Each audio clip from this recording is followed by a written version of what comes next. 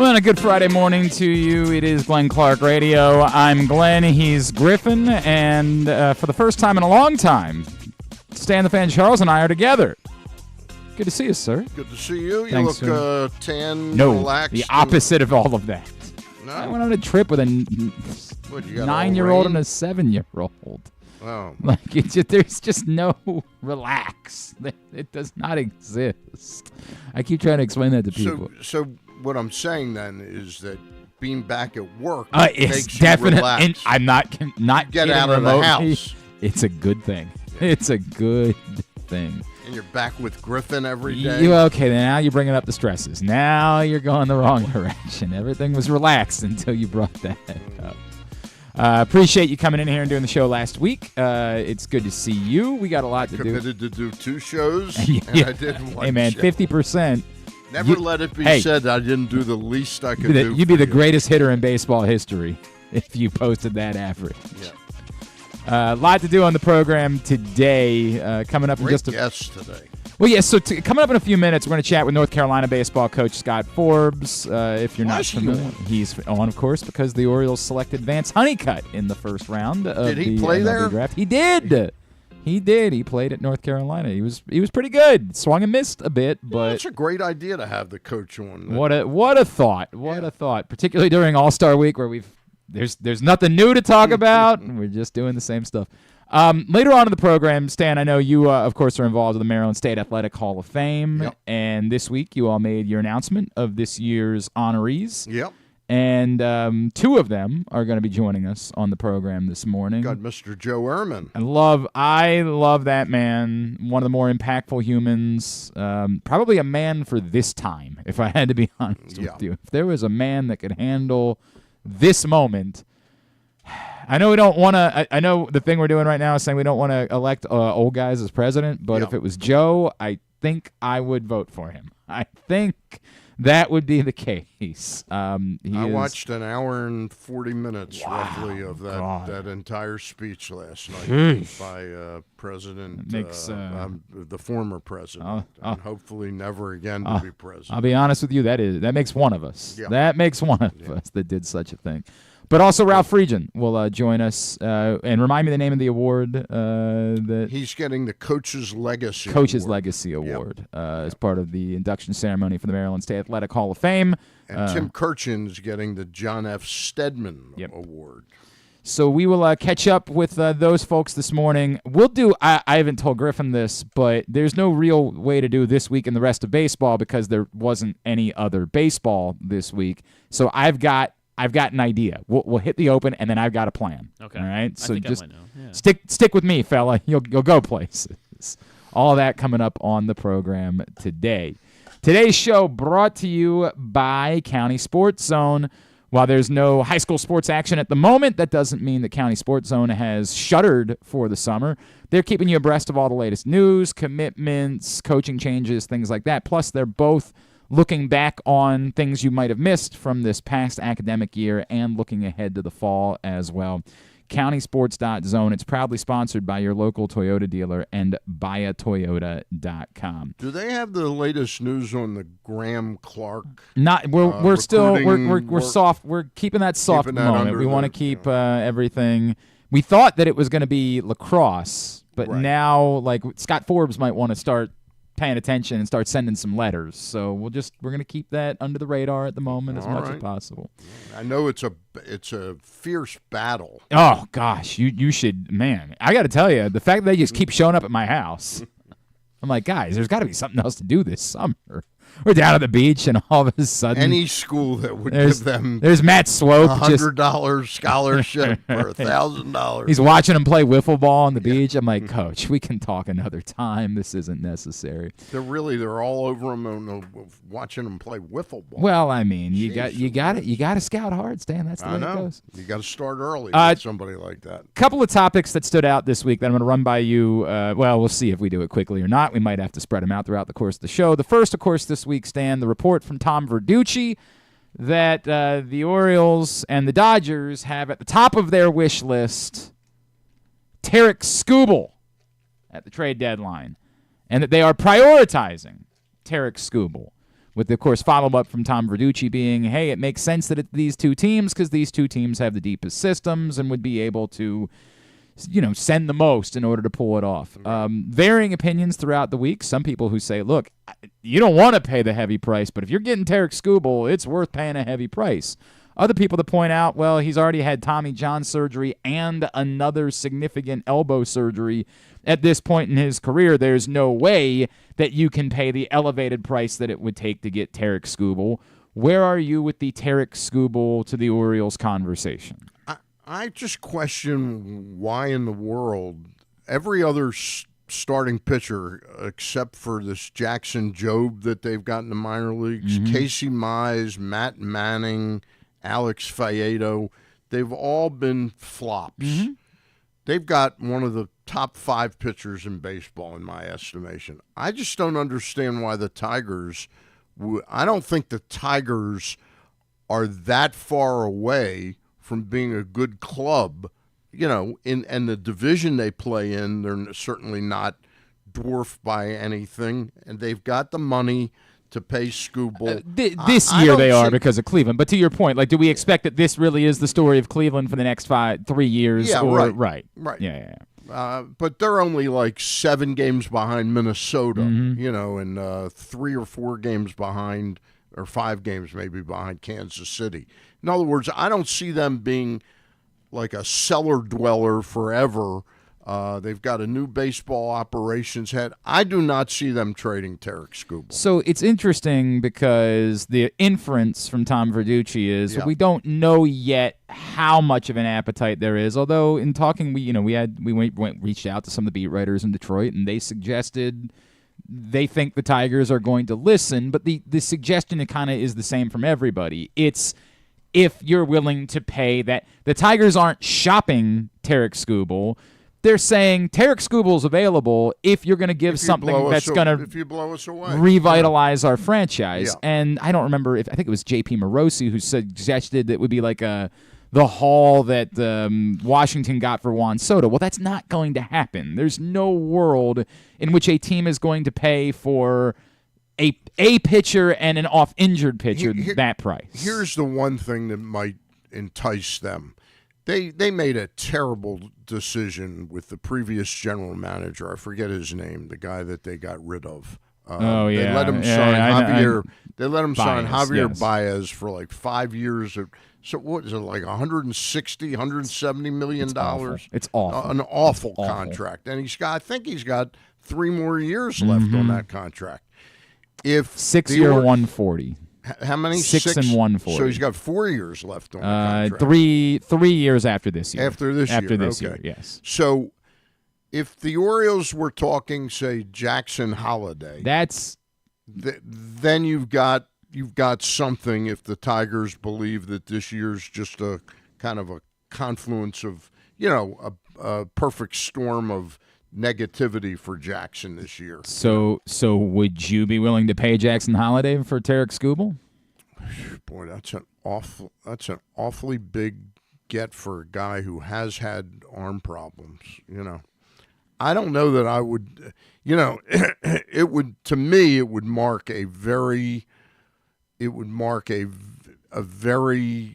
The fact that the Orioles have sort of lost a lot of faith in Jackson Holiday. One of the elements of this conversation that we've had this week is where is our level of faith in Mike Elias that if he made it for most people you would say, well, Jackson Holiday has to be untouchable, right? He just has to be. He has to be untouchable. There's no way that you can ever consider trading Jackson Holiday because you can't fully recoup the value of a top prospect in all of baseball. But if Mike Elias did it, are we at a place where we would have so much faith in Mike Elias to say exactly what you're saying? Well, maybe he just knows that, something's rattled with Jackson Holiday. He's not the guy. One more thing about Tarek Skubal. How many more years of control does he have? 2 more after this year. 2 more after this. So it's the same with Garrett Crochet. I think Garrett Crochet is more than that. No, Garrett Crochet, I'm pretty sure, is 2 more years. He had 3. He had 3 years. Then an injury. I'll double check that. Garrett Crochet, yes, is 2 more years. 2 more arbitration years. Yep. Yes, correct. 2 more arbitration years. So it'd be the same thing. Yeah.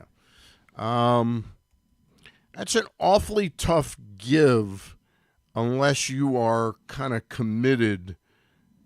The only way I'd make that deal would be if I signed Tarek Skubal now. I don't know who his agent is. I can't trade a position player. It goes against the philosophy that you have in the draft that arms are too risky. But wouldn't that be the same thing by trying to the amount that it would cost to sign Tarek Skubal? Right. When you talk about risk, it's the same. Like if you're worried about trading for a guy somebody would say the good news is you only are on the hook for 2 years because then if it goes wrong, then you're not still sitting on that. Suppose Jackson Holiday becomes as good as we thought he was going to become 100%. That's a tough one for me. It's a tough one for me. I'm inclined to say probably not. I think it's something where I give him Ryan Mountcastle. I'd be willing to consider it. I feel like it really does test at some point the Orioles are going to have to do something. I keep using it this way. They right now, for the most part, Mike Elias has made the easier moves to make, right? Yeah. He hasn't just gotten rid of veterans. He hasn't, even the Corbin Burns trade was essentially a no-brainer. As much as Chili Ortiz is a real baseball player and legitimate, the idea that you could get Corbin Burns for that price, 10 out of 10 people are paying that. There's no one who's sitting back and saying, "No question, I don't think I can do that." No question. He would not be available if he weren't in a precarious signing situation. Correct. So you're in this spot where they've largely avoided making the really uncomfortable decision. And you're not going to be able to keep doing that forever. At some point, whether it's in the next 2 weeks or whether it's this off, at some point, they're going to have to make some uncomfortable 100%. Yeah. And is this one of those opportunities to make an uncomfortable decision that could end up being the difference in you winning a World Series? In the comparison to Crochet, as long as Skubal's arm doesn't fall off, he's pitching the rest of the season. He's pitching through to the World Series, whereas Garrett Crochet wouldn't be. Maybe you've got more faith in Garrett Crochet long term because he doesn't carry the injury baggage, although he's had time. Yeah, right. He just hasn't had the second surgery that Skubal has had. But at some point, you're gonna have to make an uncomfortable, awkward decision and try to be bold and not just continue to make the ones that are fairly routine to make. Yeah. Joining us now here on GCR, the Orioles spent their first-round pick in the MLB draft on Sunday night on a player who, talent-wise, I think we all said, wow, this guy's still sitting there? Absolutely. Of course, that's North Carolina outfielder Vance Honeycutt. Joining us now to tell us a little bit more about the Orioles' first-round pick, he is the head baseball coach at North Carolina. He's Scott Forbes, and he's with us this morning here on GCR. Coach, it's Glenn and Stan Charles here in Baltimore. It's great to chat with you. Thank you so much for taking a couple of minutes for us this morning. Thanks to both of you. Glad to be on. My wife is actually from Delaware, so we spent a lot of time in Baltimore. What part of Delaware? From Bridgeville, Delaware. Okay. Bridgeville. So she grew up a big O's fan, and I've obviously become close to BJ Surhoff and many others. So makes sense. We're so excited for Vance and excited for you guys.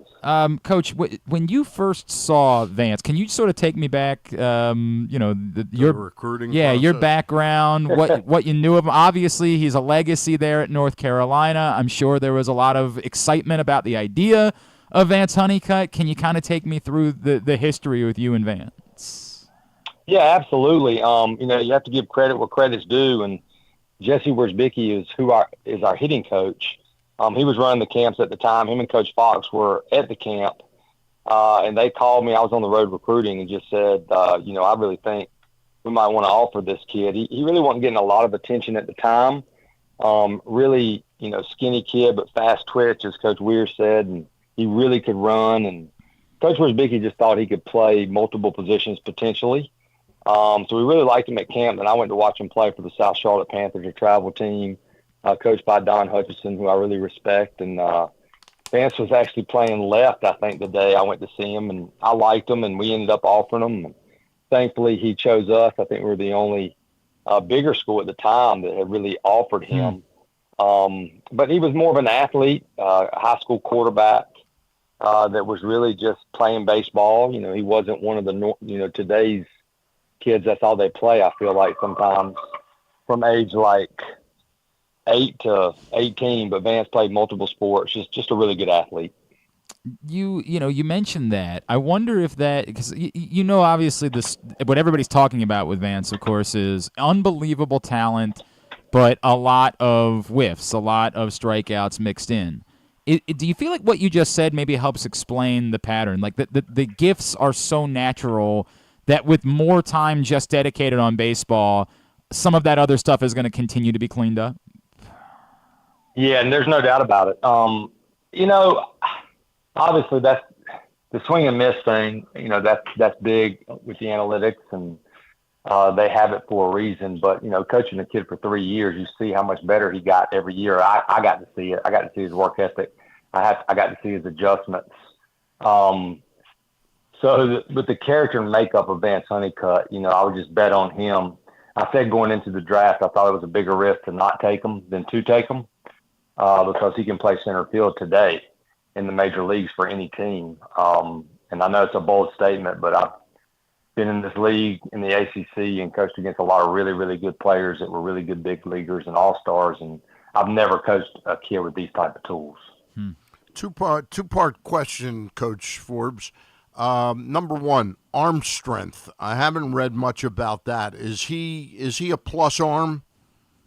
Yes, he's a plus arm. Yeah, there's a good highlight if you can find it.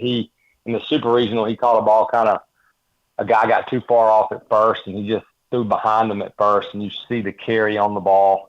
He can still continue to work on his accuracy and his getting it out of his glove quicker, but he's got a plus arm for sure. So my other question is, you obviously probably watch a lot of Major League Baseball. Does anybody come to mind that he reminds you of? When we recruited him, I kind of thought George Springer, because I saw Springer at an early age. I knew he had a lot of swing and miss. Vance is faster, but the power, there is some swing and miss, but, just very, very fast twitch. I can't help but compare him. I mean, I loved, I grew up a Braves fan, so you look at a guy like Andrew Jones. I mean, that's a bold statement. Wow. But the tools, Vance can change the game defensively anywhere. And I've never seen a kid, we had Dustin Ackley, we've had Kyle Seager, and they're unbelievable players. I mean, unbelievable college players. But the defensive side too, you add in with Vance, as a coach, how many outs he's taking away, and that's important. I mean, you look at the big league game today, it's hard to hit with those arms. You get a guy in center field that's stealing those outs, and he can steal bases as well. We drafted number 1 last year, Enrique Bradfield. If they were both in the major leagues in 3 years, let's just say 2.5 to 3 years, who's going to play center field for you? Vance. I mean, I know I coached him, but I think that would be. I think if you asked enough people, I think that would be the consensus. Wow.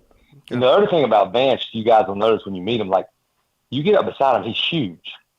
So he's got the length too to get the balls. But yeah, I mean, obviously, I'm going to pick Vance. Okay. Y'all also have Matt Horvath, who could end up in right eventually. That's right. And he was actually at Vance's draft party, so that was cool. And they sent me a lot of pictures. But that's 2. That's 3 fast twitch. Obviously, Mac and Vance have much more power. But they're all 3 great players, that's for sure. He's Coach Scott Forbes from North Carolina. He's with us here on GCO. We're talking about Orioles' first-round pick, Vance Honeycutt. Coach, I referenced, obviously, him being a legacy. How did Vance handle the pressure of that, obviously the success of the team, the microscope that he was under because of his talent? And it was talked about for some time that he was in college, that he was going to be a first-round pick. How did he handle all of those things? Unbelievably well. I mean, he didn't want to have anything to do with meeting with any teams during the season. His parents are phenomenal. His dad played here. His mom went here. Vance just wants to win, and that's who he is. He won a state championship in high school as a quarterback in a really tough league. But he handled it so well, and I challenged these guys during that quote draft year. to enjoy it, because it's like you're a senior. This could be your last year at UNC, and hopefully it will be for you, because you want to. It's a twofold for us. If Vance plays great, we usually do well. So he's for a kid that you're around. I don't know if I've been around many kids where I never said a word to him for 3 years about anything except wrote his name in the lineup, and he did everything right off the field. Great student. But he handled it extremely well, and he led our locker room extremely well. And to see the joy on his face, he catches the last out against LSU to get us to the Super, and then you see him flying in when we celebrate to get to Omaha. That's if you watch that, you realize, okay, that kid's a winner. The last thing he's thinking about is the draft. He sounds like a pretty amazing kid. How would you rate his coachability? In other words, is he like a sponge that wants to soak up information and advice? Oh, man, he is. You said it best. We talk about it all the time as a group. The greatest, the Michael Jordans, the Tom Brady's, they're all sponges.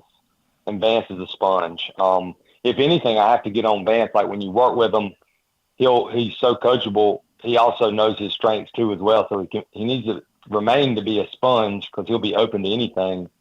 But when the game starts, he trusts his natural ability, because he's so gifted. But he is extremely coachable.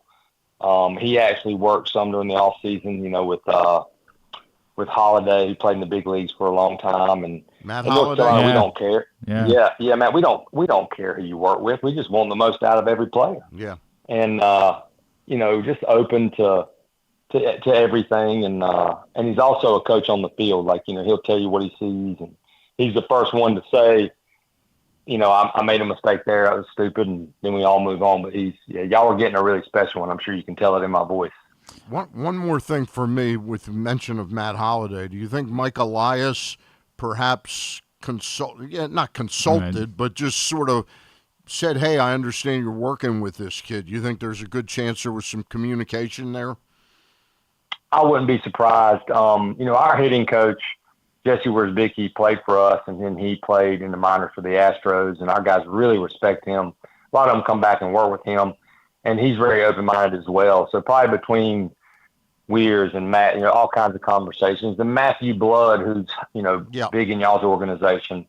Matthew came to UNC. He worked closely with me. He was actually our student manager. Wow. And before we had all these analytics, we had something called it was like a Palm Pilot that started, and he kind of charted all the pitches. It's kind of crazy. We talk about it now, but I'm close to Matt. I haven't heard that. Oh, yeah, Matt sat beside home plate and charted. I'd have to ask Matt what the name of that system was. We were one of the first teams to have it, but then it would spit out all this information. So really neat to see guys like that, progress in the game. That's really cool. You remember the football player Gene Fugit? Yes. Okay, Gene Fugit went to Amherst, and he was an intern with the Orioles. He claims, and I have no reason to doubt it, that he worked under Bob Brown, who was the PR director, and he was the one that did the early research on Earl Weaver's index cards. Oh, wow. That sort of sounds like Matt Blood working with the Palm. That's a great point. It's a great point. Yeah. Coach. It's cool. Yeah, cool stuff. Coach, congratulations, first of all, to your program. We can't wait to get to know Vance a little bit more as he gets here and gets into the system. Thank you for spending a couple of minutes with us this morning. We really appreciate you taking the time.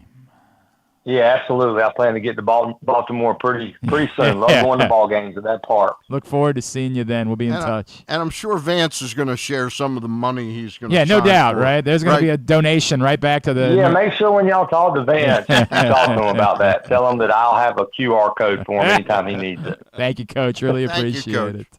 Coach Scott y'all Forbes, have a great day. Thank you. North Carolina baseball coach with us here this morning talking about Vance Honeycutt, who, again, if not for the strikeout rate, almost certainly is a top 10 to 12 pick. Yeah. As was pointed out, Carlos Collazo was who we were talking to the other day.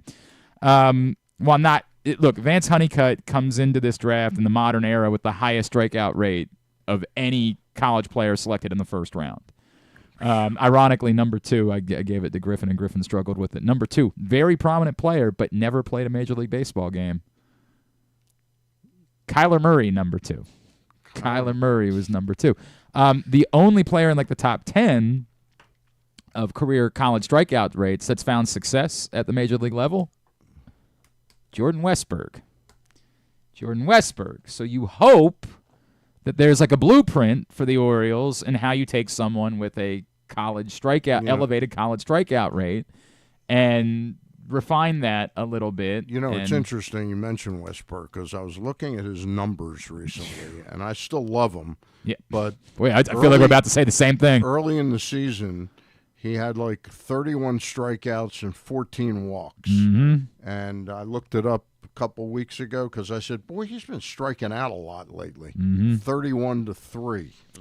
We were having the other day we were doing our was it yesterday we did our top 3 position players, top 3 pitchers. This week we did a little bit of that, and when I first write my names down that I think are going to be the 3 on the list, and then I go back and dive into the data a little bit more to figure out if my brain. Yeah.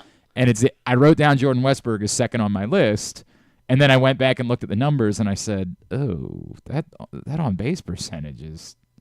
It's actually kind of gross, if I'm being honest. Like, that's not good at all. And I ended up having to leave Jordan Westburg off my.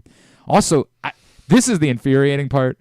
The data. We all think Jordan Westburg is a high-level defensive player. Yeah. The data does not back that up.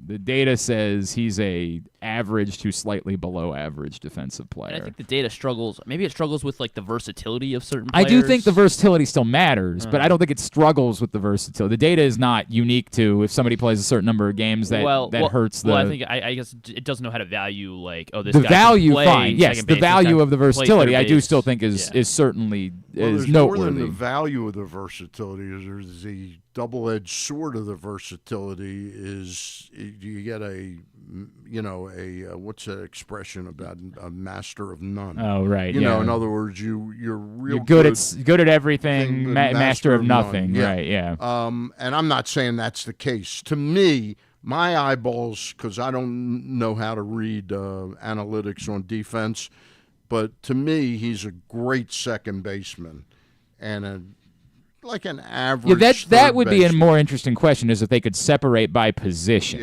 which I don't have. Yeah. I don't know if that exists somewhere, but if you could separate by position and find out that, yes, to your point, he's an above average defensive second baseman. He's now I don't know that factually, but that's what my eyeballs tell me. That would be Palmer's comp on him. Jim Palmer's comp. He says he reminds him of Bobby Grich, and that's who he reminds me of at second base.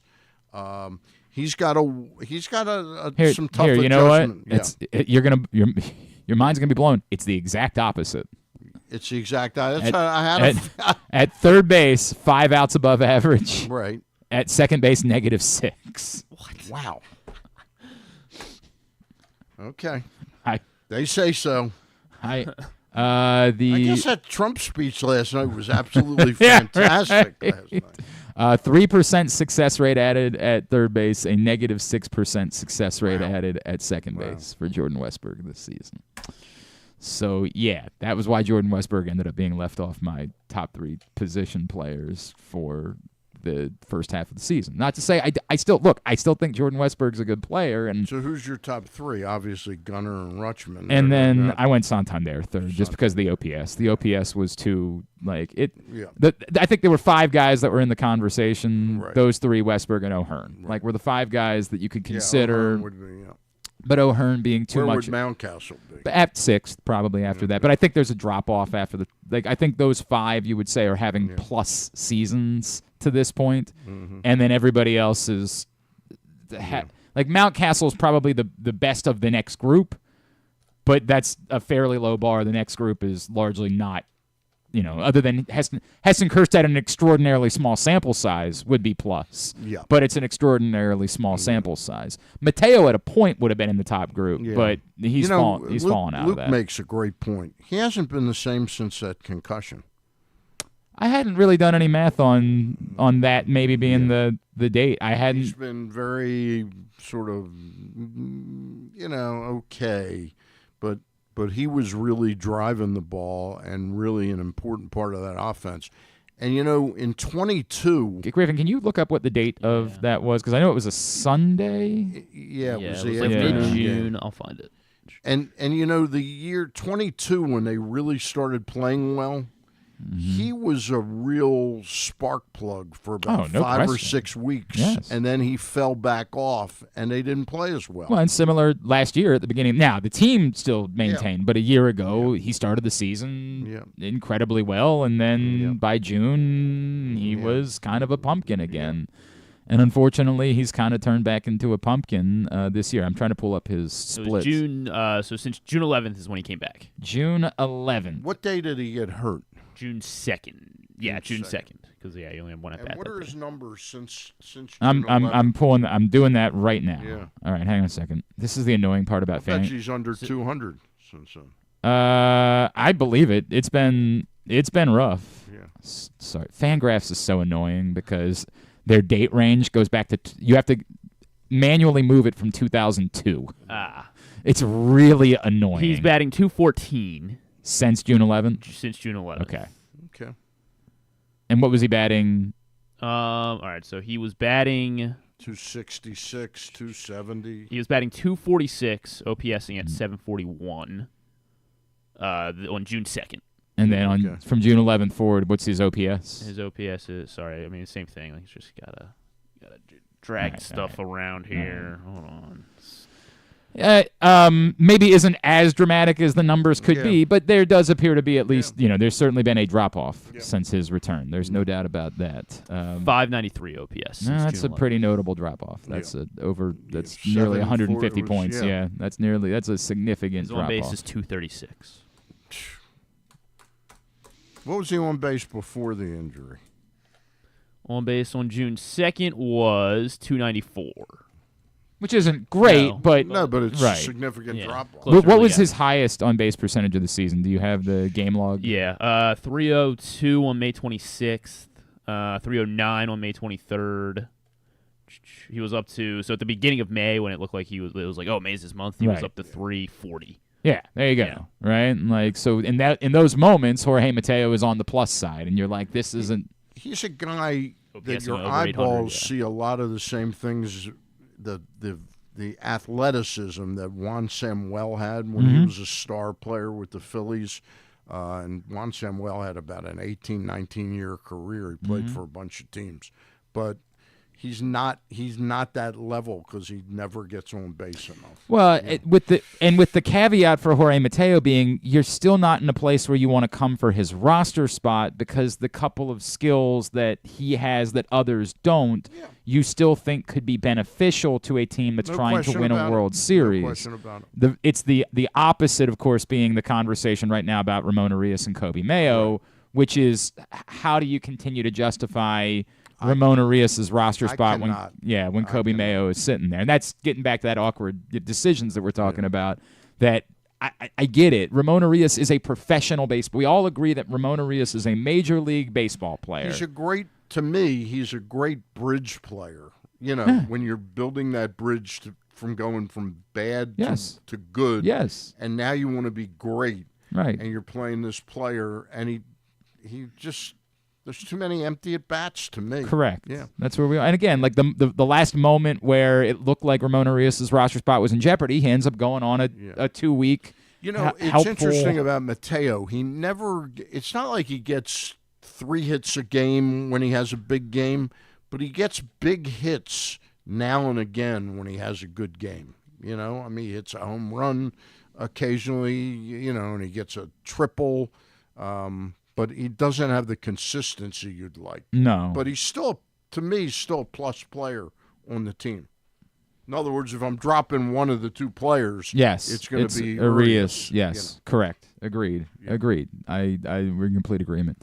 I just saw this from Rock Cabaco.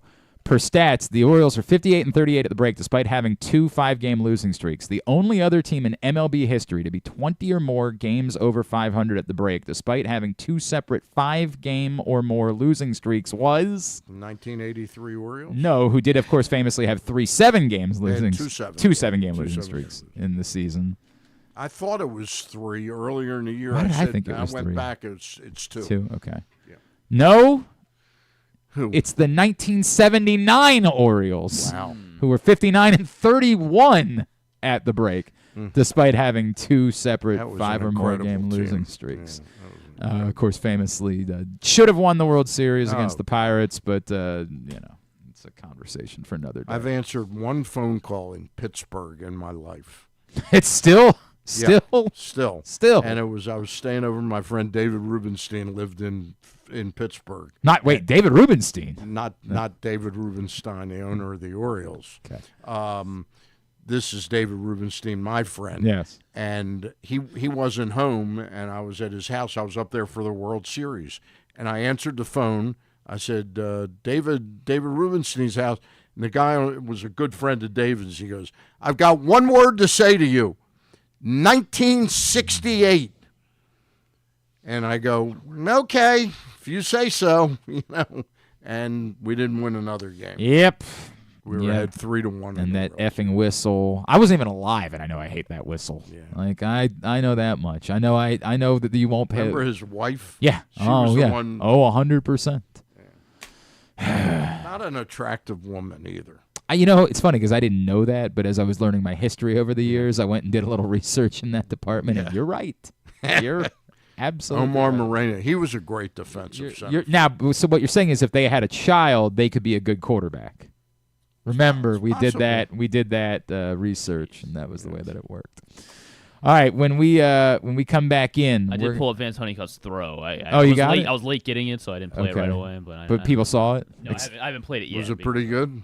Yeah, it was very good. It was very all right. Well, I guess everybody else will see it, and I'll imagine what it looked like because I could not find it when I searched for it. But you want to do the play-by-play of it? Oh yeah. Should I just turn the sound up? Well, they were interviewing another North Carolina pitcher, so it was actually kind of cool because he's like, yeah.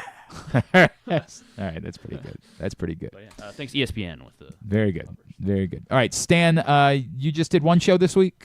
Just did one show with Luke Jackson and Ross Grimsley on Monday, and I did my power rankings on Monday. Came out Monday, and also an article on report cards. Not each player, but sort of the positions, starting pitching, catching, infield, outfield. Of course, every Monday, Stan the Fan, Ross, and Luke get together. Facebook.com/PressBoxSports, YouTube.com/PressBoxOnline if you miss it live, or PressBoxOnline.com/video.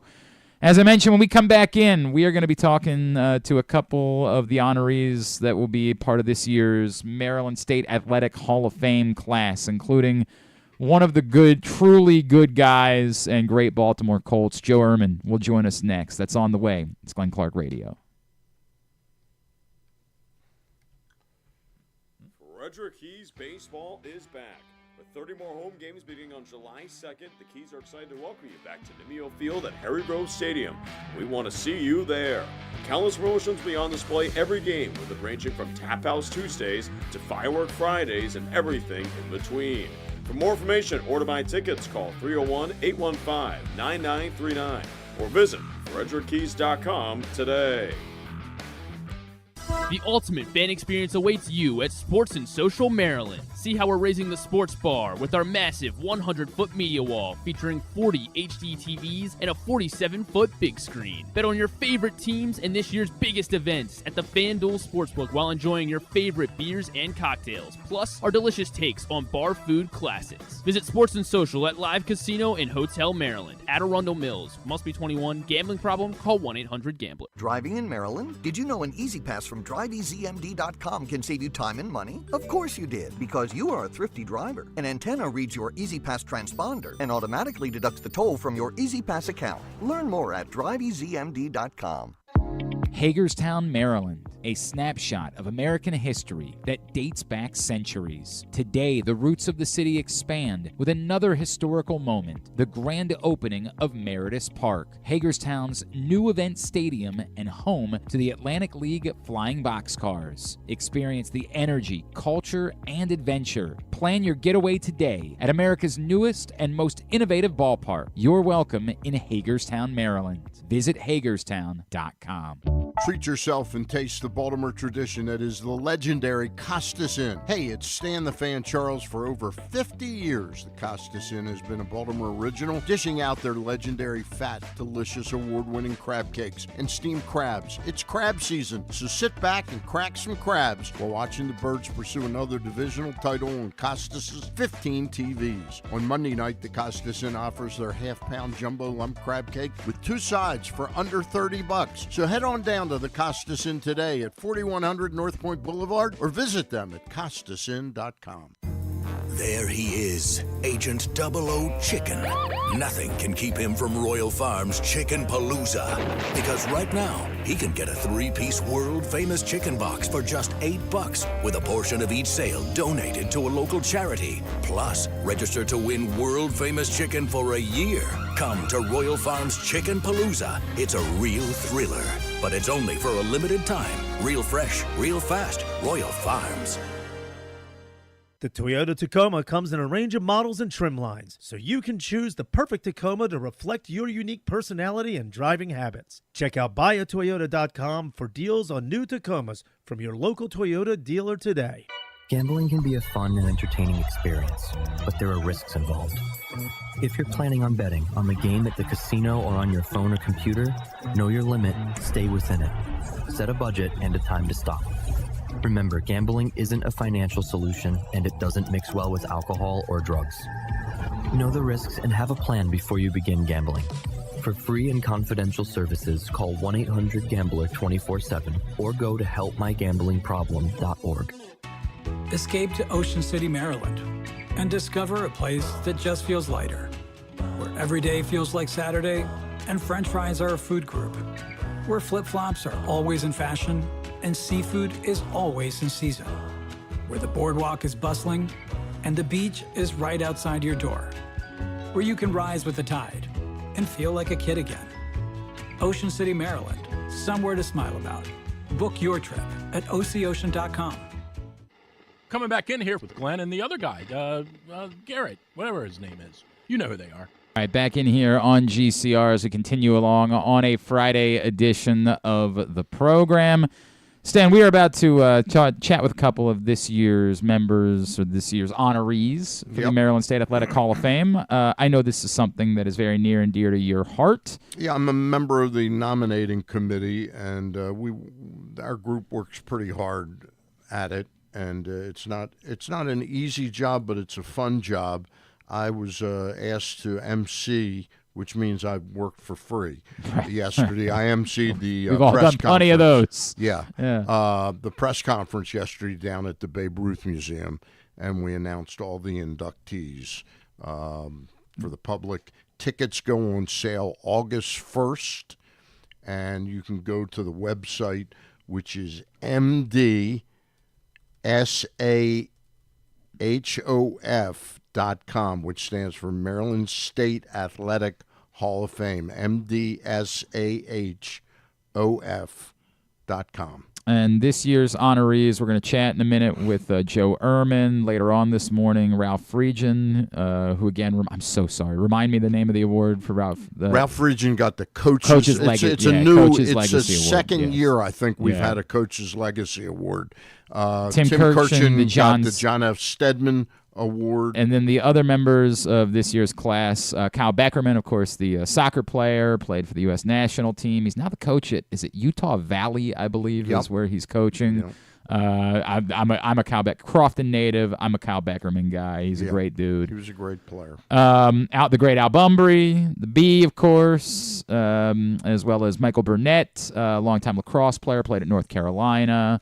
Lauren Gibson, who I did not know about until yesterday, softball player. Amazing softball player. Now she's coaching at Bethune-Cookman, I believe. And Talvin Skinner from the Eastern Shore, who was a basketball player. Played amazing player. And ended up getting drafted and was a very high-level player. So that is this year's class of inductees in the Maryland State Athletic Hall of Fame. I ask you this question. What is the qualification for getting into, it's obviously not. It's not. You have to be born here. It used to be up until about 14 or 15 years ago, they had an internal debate about it, about the sort of like the purity. Well, wait a minute, he's got to be from, but, Jim Palmer, who is not in yet, and we're working on that. It has to do a lot of times with the schedule of people, because if we have a headliner, we want them to be there. Sure.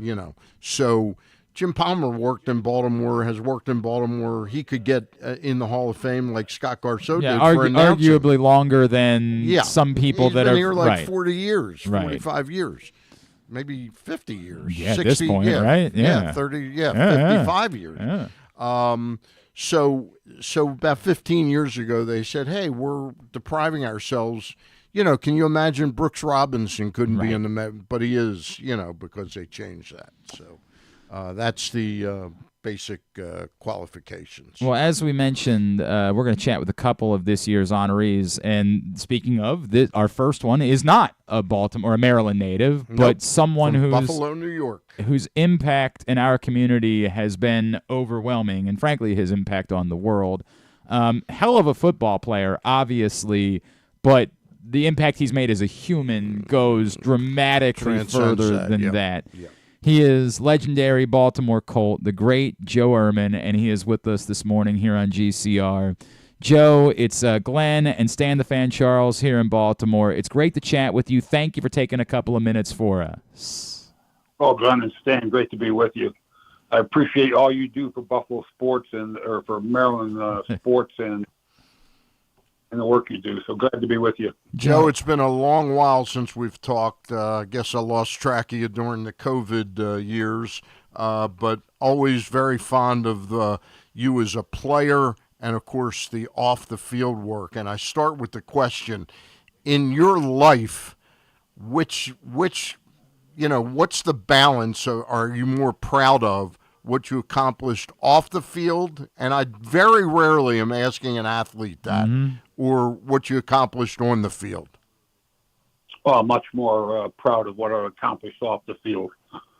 Football and Baltimore gave me a foundation to really do some great work, and I'm forever appreciative of my opportunity to be a Baltimore Colt. But, it's the work off the field that's more long-lasting. Joe, I bring that up. Obviously, this is the Maryland State Athletic Hall of Fame. If you could, arriving here in Baltimore in the 1970s, when you got here, did you have any idea of what this place was going to mean to you in your life and the time that you would ultimately end up spending here and how this would become essentially your second home? No, I had no concept of what was taking place. And Baltimore in 1973 was really a different place. I remember our first press conference at the Lord Baltimore Hotel and wondering what was going on in Baltimore. But, I had no idea. And Baltimore shaped me and molded me and gave me tremendous opportunities. So I'm forever thankful for the privilege of being a Baltimore Colt. Joe, you obviously, it's not just you were. I think I've told you this story before. I have not seen my father cry many times.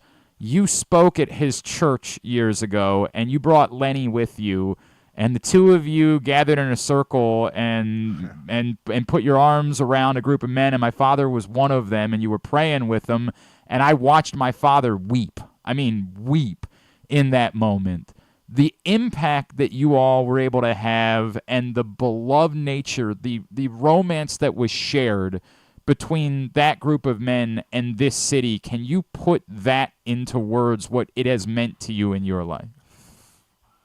Well, just one, being in the presence of Lenny Moore, being able to call him friend and brother is a tremendous honor. And as was my whole opportunity in Baltimore and Maryland. So I've been really blessed, really fortunate. I was so disappointed the day of the NFL draft. The Buffalo Bills had told me they were taking me. The Colts got me before the Bills did. I remember how disappointed I was. And, did I have no idea what the grace that was opened up to me. This city received me and, received that new Colt team of the 75 are in tremendous ways with tremendous opportunities. Joe, I've never asked any of the players this. How emotional was it when they left town for you? In other words, was it heartbreaking to you? Yeah, it was heartbreaking. It continues to be heartbreaking as the old coaches kind of flounder out there without any real team to connect to, although the Ravens have been absolutely terrific. But, I think change has always precedes loss, and certainly was a great loss to the city. But I think the Ravens have more than made up for that. Now we've got one of the great ownerships and great organizations in all of the NFL. You know, it's sad. The Orioles just recently played the last games they'll ever play, most likely in Oakland. Mm-hmm. And I think of what the fans are going through there because they're going to lose their baseball team. And they're not going to lose it for anything that they did. You know, the owner, basically John Fisher, has sabotaged the franchise where they couldn't succeed the last few years. And he wanted to build up just the way Irsay did, wanted to build up an excuse to be able to pass the mustard and to be moved. Yeah, tragic. And, somebody like Bob Irsay wouldn't get in the NFL today. Yeah. You have some kind of moral character and some context to being an owner of a team. There's a great civic responsibility there. So tremendously shortchanged by Bob Irsay. Joe Ehrman, we referenced some of the things that you've been doing away from the field, and it's many. And I know your ministry has been important, but Inside Out has been something that I know in the last few years has been a priority. For folks that don't know what that is, can you talk us through what Inside Out is all about and how it helps with coaching and trying to make better young people in our country? Yeah, I mean, one of the great myths in sports is that sports build character. It would be nice if that was true, but sports don't build character. Coaches build character. Character is learned or can be taught, but it can't be learned if it's not modeled. So one of the things we're doing, the Inside Out Initiative, it's a national movement. We're in about 23 states, work with state athletic associations and educational systems to reclaim the educational value of high school sports, about the social emotional development, moral character development. We've lost our ball in the weeds, much of high school athletics, and trying to reclaim that educational value. Sports ought to be seen as curricular, not extracurricular or even co-curricular, but it's a whole unbelievable platform for human growth and development of student athletes. Can I ask it this way, Joe? I'm a father of two sons. They're 9 and 7, and they're both falling in love with baseball at the moment, right?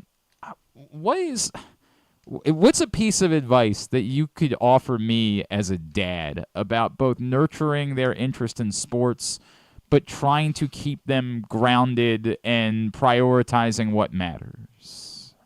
Yeah, I think you just, as a family, you make a decision how much time you're going to put into the sports and how you're going to balance it with the other aspects that your children need to grow and develop into healthy adults.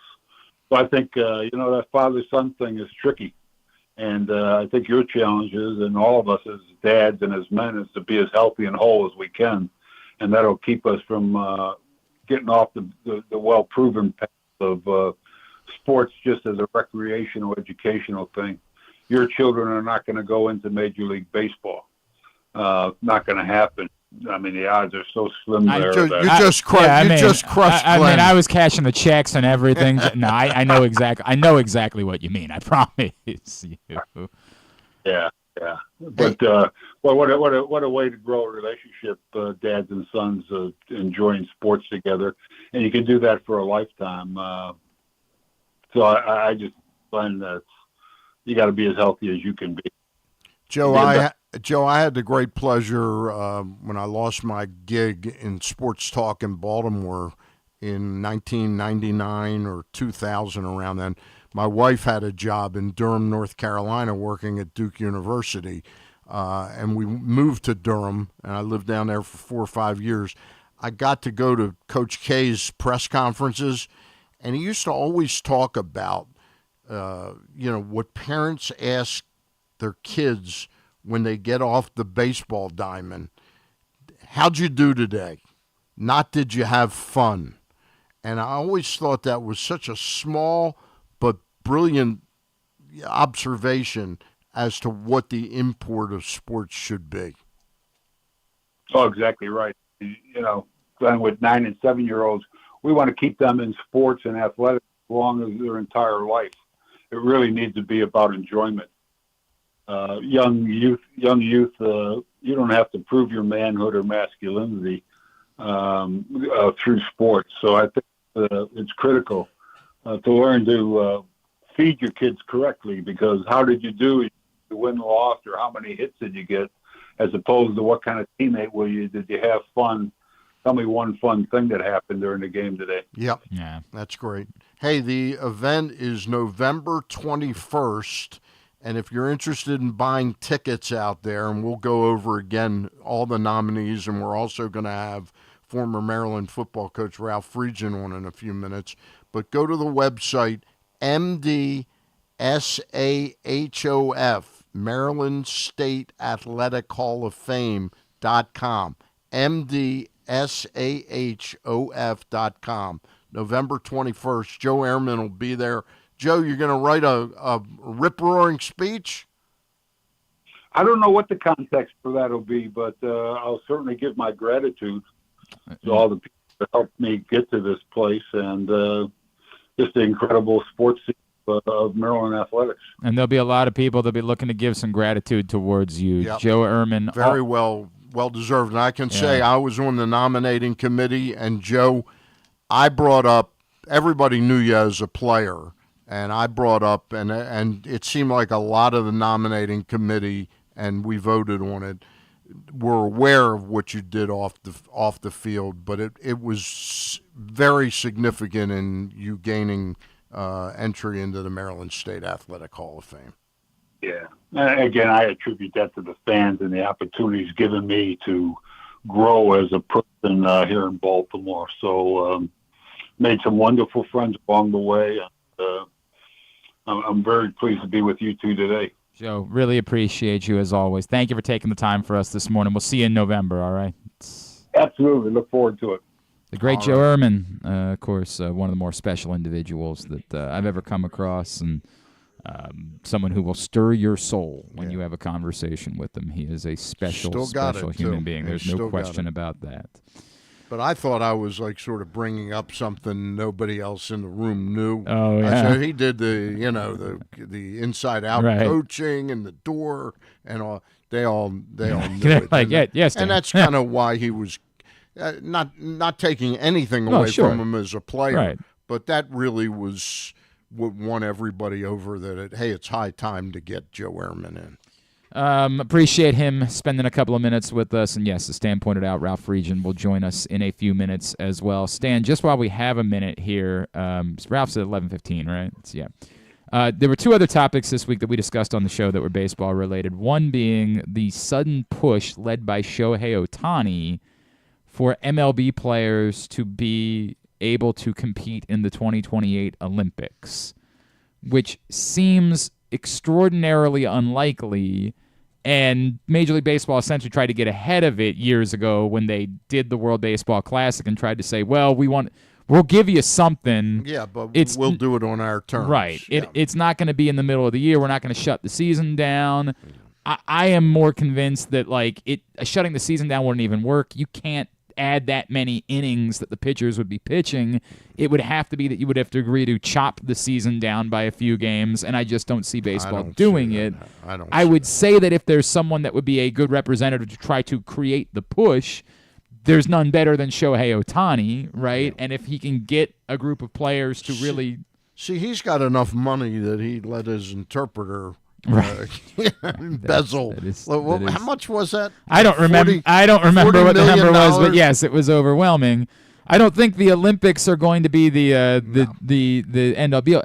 I don't see that. I see that as a total non-starter. It's a weird thing because the argument isn't like it would help you grow the game. You don't need to grow the game. Growing the game isn't the problem, but it would help with branding the athletes, and it's the one thing that baseball has an issue with outside of baseball, right? Like within baseball, these guys are a big deal, but there are very few baseball players anymore that outside of baseball are prominent pop culture figures. Yep. And the Olympics would be beneficial to trying to brand your stars in a bigger way. One being, I would have to know, Shohei Ohtani says he wants to do it. Does everybody else do it? Or they would say, I don't see a big push for that.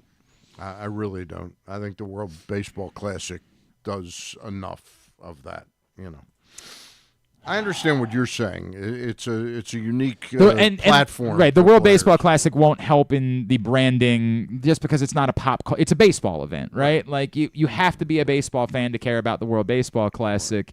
You're trying to find something that would get them out on the cover of People magazine or something like that. I hear you. By doing it a different way, and there's just few guys that way. I think it's largely unlikely. I do think it makes sense for players who have a thought process about that type of stuff. I'm going to talk to Shohei because I think that what we could offer him is a spot in the Maryland State Athletics HOF. And you think that would make up the branding? Well, he would be the first and only ever that had nothing to do with Baltimore. Now he played here. He played here one he has time. Played games here. That's a great point. He probably has right? eaten a crab cake. He made a start here, in fact. He did make a start here. I was at that game. I don't know that that's going to make up the value of the Olympics, but it doesn't hurt to try. We get him involved in Press Box. We get him on the cover of Press Box. Now things are moving. Now guest on the Glenn Clark show. I don't want to give away. We don't just give Friday. Yes, Stan, we don't just give those spots away. Like, let's be clear. We don't just offer any old guy a guest gets spot to meet Graham Clark. Well, now we might be cooking with gas. Wow. The other topic this week was Rob Manfred suggesting that robot umps could come to spring training next year, but could also not. Right. Which is the weirdest. Like, well, who can we ask? If you don't know, tell me who we're supposed to talk to about this. And then it weirder being that he suggested robot umps, not just the challenge system that we have kind of all agreed was going to be what was ultimately going to happen. He put out there that it might be the robot umps, which I thought we had all agreed wasn't going to happen. I'd been talking about. I'm in favor of all ABS. I am as well. Yes. But and then, by the way, now I've dropped it because I've gotten into these debates about how many challenges should a player or a team have. And I asked Tim Kirchin this yesterday during the press conference because I asked each of the people. I got to the bottom of why Michael, the lacrosse player, Burnett, why he didn't go to Maryland. Okay. His brothers went to Maryland. Oh, he wanted to. All right, fair enough. And he wouldn't go to Hopkins. They were anti-Hopkins. Okay. And Willie Scrogg, the coach at North Carolina, won him over to play down there. He did pretty well by the way down there. Yeah, it was. He did okay. Yeah, you're right about that. He did okay. But I asked Tim Kirchin the question about what's the problem with the thing is so quick that you don't really have to consult it. Just let it call it, and it beeps in the umpire's ear. Right. It's a ball or it's a strike. That's it. And that's it. And what did he say? He said he agreed that because what I said. Do they feel that it's more dramatic to have this challenge system? Something, the drama of it and all that. And he thought that's probably the main reason. Is it's sort of more interesting than just turning it all over. I'm not doubting that there's at least an element of that. I would say that what's been interesting to me is how many players don't want it. Yeah, I'm amazed by that. That's the part that's blowing my mind. I understood the idea of the hitters not wanting it because it enlarges the strike zone, right? The pitchers not wanting it has been the really fascinating part to me. I'm always fascinated by that. The only pitcher locally that I talk to, I talked to Palmer, I talked to visiting guys. Right. is Dave Johnson agrees with me totally, The rest of them seem to say we like knowing what an umpire strike zone is and trying to be able to manipulate it. Like, that's what we like to do. And they've also pointed out their fears. And in fairness, Rob Manfred didn't do anything to quash these fears. Rob Manfred said, well, we still have to figure out what the size of the strike zone would be. Yeah, that's troubling to me that it's not as simple as tennis. Correct. Yeah. Like that because it's not like the lines change because of the size of each player. So Dale Murphy's got a bigger strike zone than Kirby Puckett. And apparently the system they've used has measured at the middle point of the plate, right? Well, does the letter of the law suggest... I'm trying to do this in a 3D way, so I'm not going to be capable of it. The letter of the law would suggest that if you hit, like a ball that you throw, hits at any part of isn't the letter of the law that's a strike. Whereas what their replay system is we measure it at the middle point above the plate. Mm-hmm. So it has to have been over the plate at that middle point. So if it comes to the front of the plate, gets a part of the front of the plate, but is off the edge at the middle point, then it would be a ball and not a strike. And is that really what the letter of the law is for the strike zone? And all of this convoluted stuff makes me worry that the answer is just going to end up being, yeah, we're not doing anything. We're just... to me, you say that they like to know an umpire's strike zone. Right. Why should Corbin Burns have to worry about on Monday he's with I can't think of an umpire's name right now. He's with Adam Hamari is behind the plate. And then on Friday night he's got Tim Cheetah behind the plate. Why should he have to worry about why shouldn't he know what's a strike on and it seems he's like still got enough manipulation by who the hitter is. But it seems like his answer is, I do so much research. I know these guys so well that when I go into that start, I know this guy has a tendency to call strikes too. So when I need a strikeout pitch, I'm going to spring it on a hitter that isn't expecting it, and I'm going to paint 2 inches below where they think the strike zone is. They're going to take the pitch, and I'm going to get a strikeout out of it. Because that umpire is going to call it. Like it's not cheating, of course, but it's gamesmanship, and we want cheating is pitch framing. Correct. I mean, you know how much I hate pitch framing. I do. Can't stand I fire it into the sun.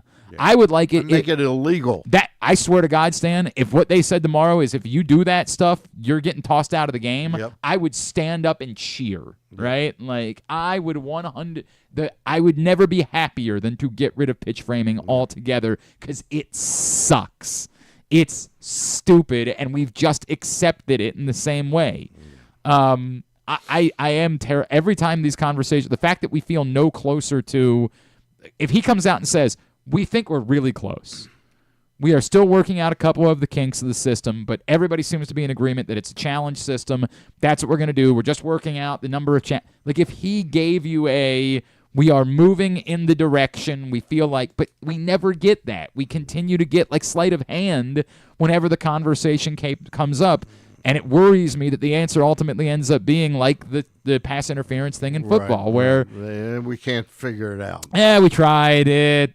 Sorry, you're just screwed. You're just screwed if it happens now. That's the way it's going to go. You're going to have to live with it. There is no solution to any. I'm more optimistic, but we'll see. They've given me so little to work with. Do we have time? Do we have time to talk about this situation with the guy who the former CEO of the Jaguars? I mean, we could talk about it. We've talked about it. I mean, it's insane. It's utterly effing insane. The crazy part about it is that he embezzled $20 million from the Jaguars, right? Am my figures right? 60. No, they're suing him for $66 million. Yes, he stole $22 million. 22. Yes. But they're trying to get FanDuel, because the guy made all these bets with stolen money. They're trying to get FanDuel to give the money back. Yeah. Just give it back. So the question is, there is one reason that they would give it back. It's because they're working with a partner in the NFL? And is there a chance? But it reminded me of that scene in Lost in America. Right. Do you remember Albert Brooks' movie? I do remember it. And his wife, they're not gamblers. They're what were they, moving out of society? They were leaving society. He left like a big job. He gets fired in an advertising agency, and he and his wife, on the spur of the moment, decide to take their nest egg and just travel across America. Mm-hmm. And like the first stop is Las Vegas. And the wife loses all the money. And then she goes in to talk to the head of the casino. He does, Albert Brooks. Right, which is Gary Marshall. Mm-hmm. And it's one of the funniest scenes. If you want to Google it, it's unbelievable. Yep. Oh no, it's a wonderful scene. It's a wonder. You could be the good guy here. You'd be the good guy. Right. You'd be the casino with a heart. Right. Yeah, but the people that we put on the billboards, they won. You lost. All right. When we come back in, Ralph Friedgen, you guys know he's one of my favorites, and he will receive the Coach's Legacy Award at the Maryland State Athletic Hall of Fame this November. We will talk to him about that and more next. Stands here. It is a Friday edition of Glenn Clark Radio. Treat yourself and taste the Baltimore tradition that is the legendary Costas Inn. Hey, it's Stan the Fan Charles. For over 50 years, the Costas Inn has been a Baltimore original, dishing out their legendary fat, delicious, award-winning crab cakes and steamed crabs. It's crab season, so sit back and crack some crabs while watching the Birds pursue another divisional title on Costas's 15 TVs. On Monday night, the Costas Inn offers their half-pound jumbo lump crab cake with 2 sides for under $30. So head on down to the Costas Inn today at 4100 North Point Boulevard or visit them at CostasInn.com. Gambling can be a fun and entertaining experience, but there are risks involved. If you're planning on betting on the game at the casino or on your phone or computer, know your limit, stay within it. Set a budget and a time to stop. Remember, gambling isn't a financial solution, and it doesn't mix well with alcohol or drugs. Know the risks and have a plan before you begin gambling. For free and confidential services, call 1-800-GAMBLER 24/7 or go to helpmygamblingproblem.org. Discover one of Baltimore's hidden gems at Guilford Hall Brewery. Enjoy dinner in our spacious brew pub, sip a signature cocktail in our outdoor dog-friendly beer garden, or take a tour of our brewery.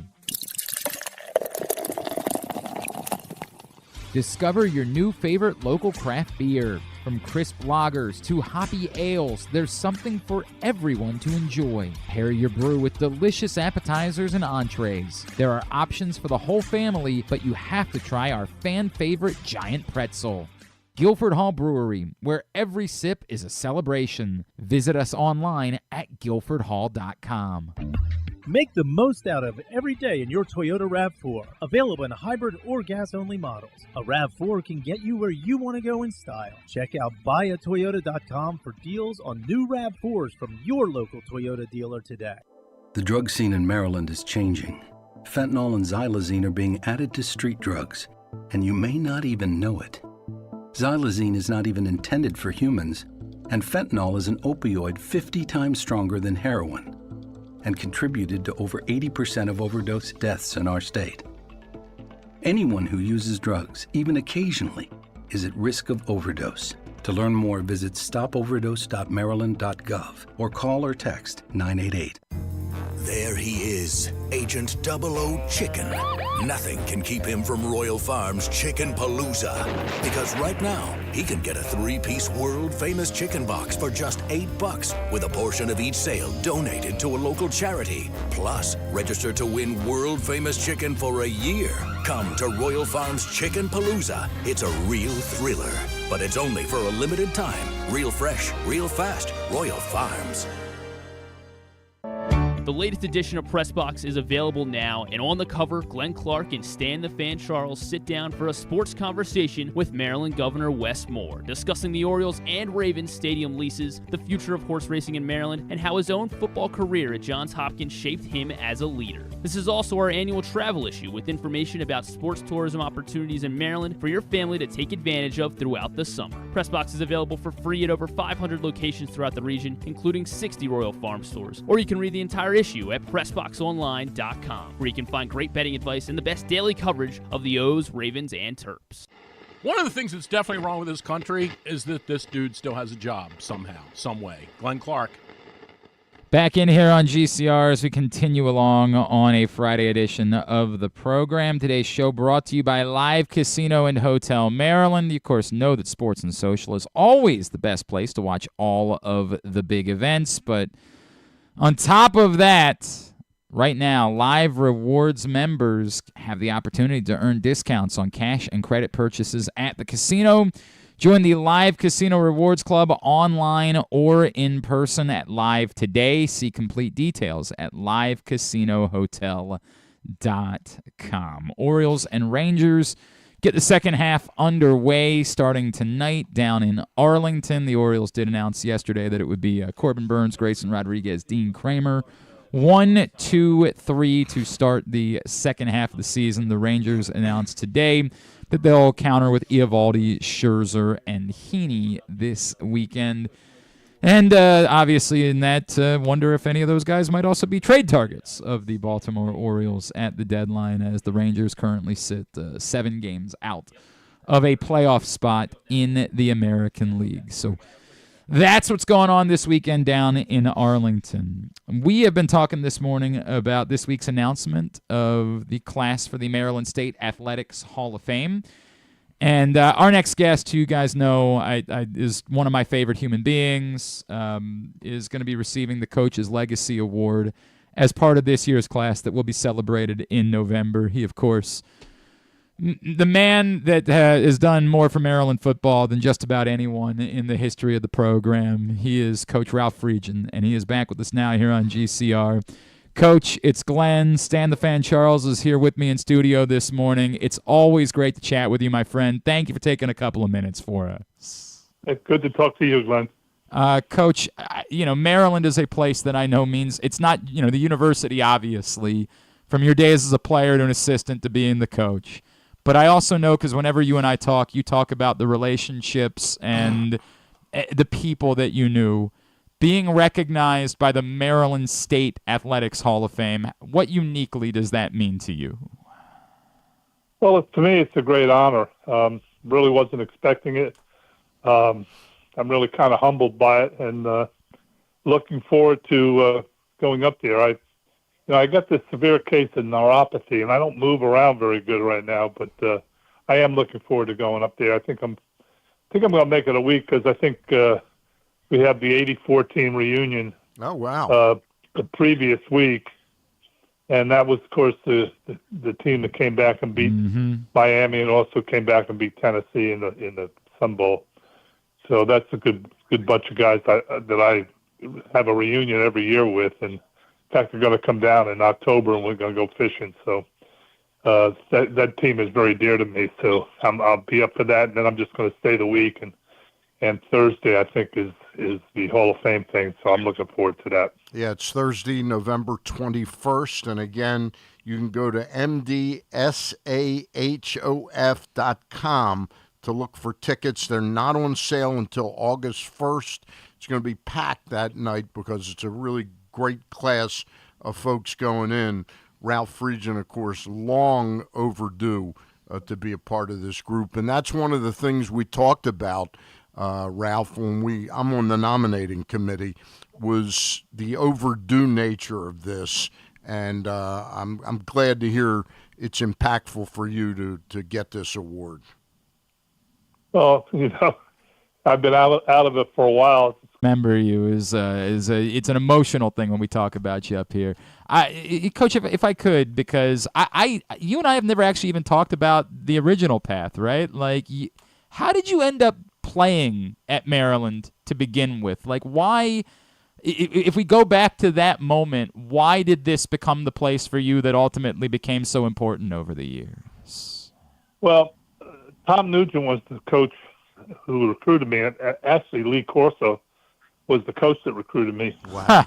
And I played for Harrison High School in New York, and our big rival was Rye High School, who was coached by John Nugent, who was Tom Nugent's brother. And you know, I was a quarterback on that team, and we set a county record for number of points, and we were undefeated, and we beat Rye in my senior year. And I think John recommended me to his brother. And then, I was being recruited by, quite a few schools, and we went down there for a visit. My father was, he was one of these guys that, we went down there, and he said, "What do you think?" I said, "It's a nice place." He said, "Do you like it?" I said, "Yeah." He said, "Well, let's get this thing done and sign the paper and let's go." I think he got tired of going to school myself, but I think he felt it was an easy trip down. My dad was still coaching, and the freshman games would be played on Friday, and my mother would drive down to watch me play on Friday, and then drive back and get my father's game on Saturday. So it was. Then my father retired when I think I was going to be redshirted. Then Lou Saban came in, and they had the fullback got hurt, and Sam Tigliano was the running back coach who also coached against me in high school. And he said I could run, but I never ran a fullback. All I did was block. But And then Saban left, and then Bob Ward came in, and I got in the most fights in the wrestling room. So he moved me to offensive guard. He never even knew I was a quarterback. So no. So and then I played 2 years with him, and then Lester came in. I coached with Roy Lester. I was a graduate assistant. I was going to graduate school, the School of Public Health, and I really wasn't supposed to coach. And they asked me to do it voluntarily, and I did, and I loved coaching, and that's why, I knew what I wanted to do then. And then when Jerry Claiborne came in, he hired me as a GA, and Frank Beamer and I shared the same desk together, and we made $150 a month. And so then I worked for Bobby Ross. I was a defensive coach at the time. And then Coach Ross got the job at the Citadel and took Frank and I both with him to the Citadel, and that started my coaching career there. Decent staff, by the way. Decent staff. You, Beamer, and Bobby Ross. Coach, I got to ask you: was it just a case of hiring some of the wrong people, or was it a lack of commitment? What made it so tough until Bobby first got there, and then several years after he left, you got there, that made it so tough for Maryland to win in football? Well, the guy that kind of got it turned around, first of all, was Jerry Claiborne. Yeah, we weren't very good. We had so many different coaches. Everybody was, and he came in and had a very unique approach. He worked very hard. He gave every kid a book of cybernetics, which was really the act of positive thinking. And he got those kids to believe they could win. And of course he had some great teams. And Bobby was on that staff. And I think it helped when Bobby came back. When Bobby asked me to be the coordinator, I was coaching with Frank at Murray State at the time. And I called Coach Claiborne because I wanted to make sure we had a quarterback. And he said he thought we had one quarterback, and that was Stan Gelbaugh. Of course, when I got there, we had Boomer Esiason and Frank Wright and Stan Gelbaugh. Yeah, wow. So we had three future NFL quarterbacks there.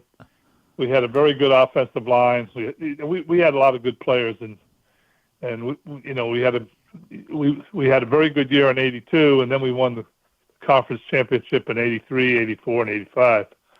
So, and then, Bobby, he was the head coach at that time, and then Len Bias died in 86, and that's when everything went backwards. Yeah, that's when all hell broke loose. And I think what helped me was I had a pretty good idea. Maryland's a different place. Yep. Academically, it's different, and it really got a lot different after Len Bias. And so there were some things that had to be changed, and I think Dr. Yao probably thought I was a little crazy because I changed the eating habits, and I brought him in early in the morning, 5 o'clock in the morning for winter workouts. I ran a tough ship, and I was very fortunate to not only did Dr. Yao allow me to have a good coaching staff, but the kids I had were tired of losing. I was at Maryland at the right place at the right time, and the kids were really good players that were really dedicated to winning. And once they got a taste of winning, they liked it, and they wanted. The goal the first year there was to win 6 games because they had never been to a bowl game. They'd been close, but they never been. I was disappointed because we wanted to win 6 games. I never had a goal to win it, so I always want to win more than 6 games. So the 6th game we won was down at Georgia Tech, which was Thursday night. Emotional game for me, because I had coached those kids too.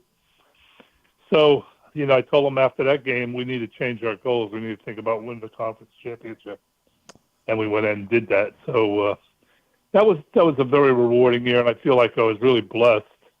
I think God put me back at Maryland at the right time. I tried to get it 2 other times, and it wasn't even considered. And everything has a purpose, I think, in life as you look back at it. And I think he wanted me to be there at that time. So, Ralph Friedgen is with us here on GCR. Coach, you just said something that really, you were tough, and yet I know, because I'm friends with so many of them, your guys loved you. The players loved you. They adored you. How does that work? That you can be a tough coach and you can ask something of these guys and yet still have them respect and appreciate you the way that they do? I think it's like being a good father. You have to raise the expectation level. Not only on the field but off the field and in the classroom. And so Robert was pretty demanding, that they go to class and that they be good citizens. I had a character education program, and I didn't, with my drug test, I was probably the most severest on the campus of that. And I think the kids don't mind hard coaching as long as they know you care. If you don't care for them and you don't care for them other than just football, they see through that and then they resent it. What's so rewarding to me right now is a week doesn't go by that I don't get calls from players that I haven't coached in 20 or 30 years. Wow. And some are on, some of them help them get jobs. Some just want to talk for hours. Yeah. And it's, to me, if that happens, you must have had some impact on their lives.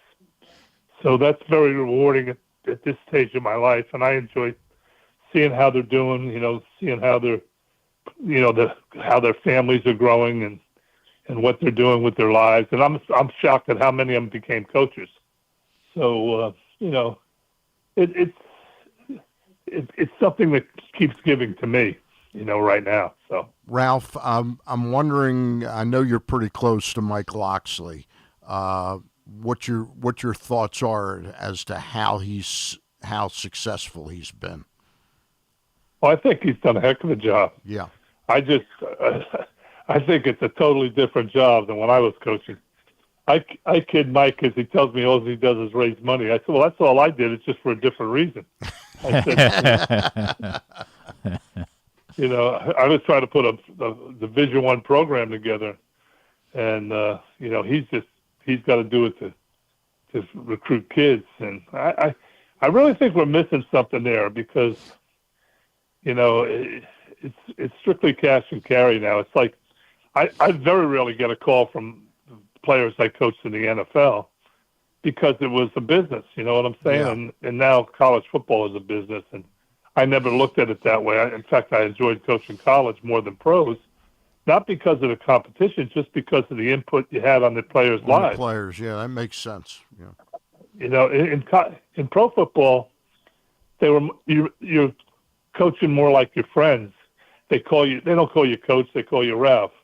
And as long as you could make them better, you had their attention because that equated to them making more money. They're older. They are who they are going to be. When you get college kids, 18 to 22 years old, they're at a very stage of their life that they're still growing and they're still learning and they're still experiencing things. And maybe because I had three girls, and I always used to say I had 120 sons. Yeah, that's how I kind of looked at it, So, Coach, if I could, because we mentioned Mike, your guy Kyle Schmidt just this was great, right? Like the quarterback Malik Washington, probably the most significant recruit that Mike's landed since he's been at the University of Maryland. How significant is it, the idea? Like, is it as simplistic as you get a high-level quarterback, you're going to be capable of doing special things as a program? I've never had a good season without a good quarterback. Yeah. And I coached 43 years. Yep. So, yeah, that's the most important position, because you can have a lot of good players, but if you don't have that guy, you're not going to be able to be as good as you can be, And, we developed a lot of them too, but, I was very, very fortunate. I was very fortunate that Scott McBrien transferred into Maryland, And, thank you, West Virginia. Appreciate it. What's your thought on the highest level Tagliavulo can play at, Coach? I don't know.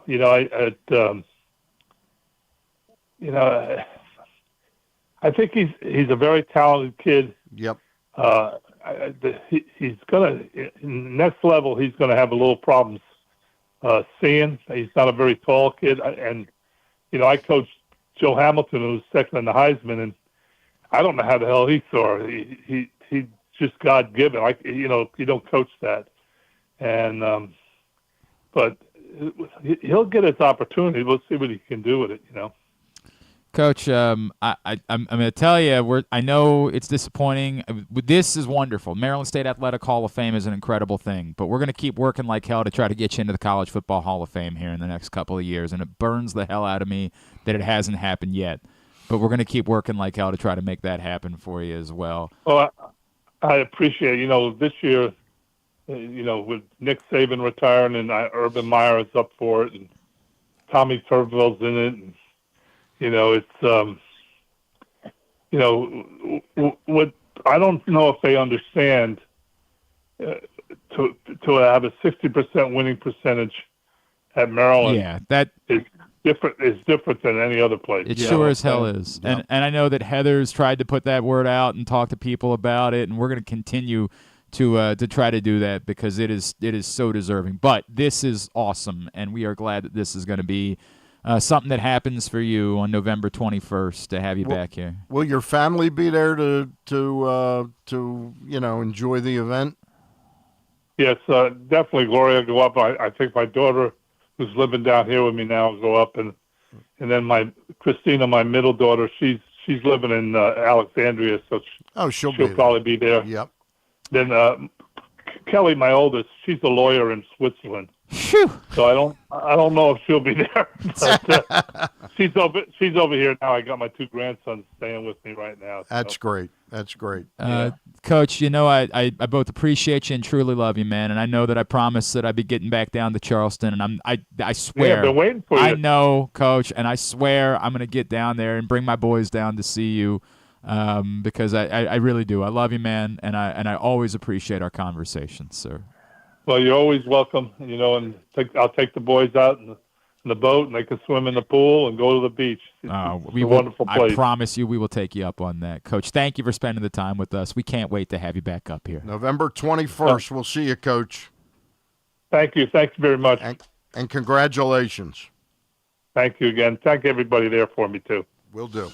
Coach Ralph Friedgen. I think everybody that's been a listener of this show knows my long history with Coach, and he's a special human. How did you start up such a powerful relationship? It's funny because it was just he was the first coach that I ever covered on regular basis. Yeah, and he gave you some respect early on. He treated everyone. I just referenced Heather. Heather, of course, being Heather Dinich, who everybody knows now at ESPN, but at the time was at the Baltimore Sun, and it terrific college writer. It's wonderful. It didn't matter who you were. He didn't play favorites. And this was at a time where they were the media was structured differently. The Washington Post would send their legitimate reporters over to cover Maryland. He didn't care where you were from. And he would say, come over here on Friday, sit down with me in my office for 30 minutes.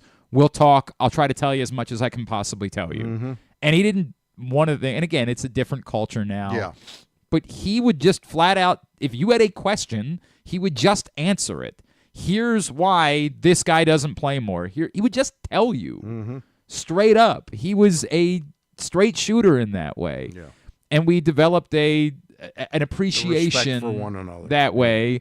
And then it continued over the years. Then he famously came on my show and said he had burned his Maryland diploma, and that got everybody worked up. And then we had spent a lot of hours on the phone together. And then I went down to Charleston and saw him. And I just genuinely love the guy. I genuinely have had a great appreciation. He's someone that I've been very close with over the years. And you should make a point of getting down I there. have every intent to, in particular, to bring my sons, because the last time I was down there, they were 1 and 3, and he was and he really is inherently a grandfather. That's the best thing about Coach is that when he saw my boys, the grandfather in him kind of took over. Right. And so I am absolutely going to get down and see him. 77 years old, and he's battling neuropathy. Yep. I'm dealing with that at home right now. It's very, very tough. When you got bad neuropathy. Appreciate you guys prioritizing getting an honor for Coach. I really do. As someone who cares about him, I appreciate that a great deal. I give Steve Doherty, our executive director, a lot of credit. He took it upon himself to really explain that this is something that's the right thing to do. Yep. It's sort of a big miss, that he hasn't been in before. All right. I got something I want to do. So let's grab a break, and when we come back in, we're going to do This Week in the Rest of Baseball. It's just going to be a little bit different this week. You mean Griffin has nothing to do with it? Well, that would be, I think, an improvement, but no. I didn't say that. I just said... I'm kidding. Of course I'm kidding. There is no This Week in the Rest of Baseball. Mrs. Bass, I'm always looking out for your boy. No, we're going to do something a little bit different, and it's going to be a little bit of a game. It's going to involve maybe some bidding, in fact. All right? So just hang tight. We'll do that when we come back in. Stan's here, Friday edition of Glenn Clark Radio. Escape to Ocean City, Maryland, and discover a place that just feels lighter, where every day feels like Saturday, and French fries are a food group, where flip-flops are always in fashion, and seafood is always in season, where the boardwalk is bustling and the beach is right outside your door, where you can rise with the tide and feel like a kid again. Ocean City, Maryland, somewhere to smile about. Book your trip at OCOcean.com. Whether your focus is luxury and comfort, convenience and technologically advanced connectivity, or sporty performance and aggressive styling, we've got the perfect Highlander for you. Check out buyatoyota.com for deals on new Highlanders from your local Toyota dealer today. The ultimate fan experience awaits you at Sports and Social Maryland. See how we're raising the sports bar with our massive 100-foot media wall featuring 40 HD TVs and a 47-foot big screen. Bet on your favorite teams and this year's biggest events at the FanDuel Sportsbook while enjoying your favorite beers and cocktails, plus our delicious takes on bar food classics. Visit Sports and Social at Live Casino and Hotel Maryland at Arundel Mills. Must be 21. Gambling problem? Call 1-800-GAMBLER. Discover one of Baltimore's hidden gems at Guilford Hall Brewery. Enjoy dinner in our spacious brew pub, sip a signature cocktail in our outdoor, dog-friendly beer garden, or take a tour of our brewery. Discover your new favorite local craft beer. From crisp lagers to hoppy ales, there's something for everyone to enjoy. Pair your brew with delicious appetizers and entrees. There are options for the whole family, but you have to try our fan-favorite giant pretzel. Guilford Hall Brewery, where every sip is a celebration. Visit us online at guilfordhall.com. The drug scene in Maryland is changing. Fentanyl and xylazine are being added to street drugs, and you may not even know it. Xylazine is not even intended for humans, and fentanyl is an opioid 50 times stronger than heroin and contributed to over 80% of overdose deaths in our state. Anyone who uses drugs, even occasionally, is at risk of overdose. To learn more, visit stopoverdose.maryland.gov or call or text 988. Frederick Keys baseball is back. With 30 more home games beginning on July 2nd, the Keys are excited to welcome you back to Nimeo Field at Harry Grove Stadium. We want to see you there. Countless promotions will be on display every game, with it ranging from Tap House Tuesdays to Firework Fridays and everything in between. For more information or to buy tickets, call 301-815-9939 or visit frederickkeys.com today. Driving in Maryland? Did you know an Easy Pass from driveeasymd.com can save you time and money?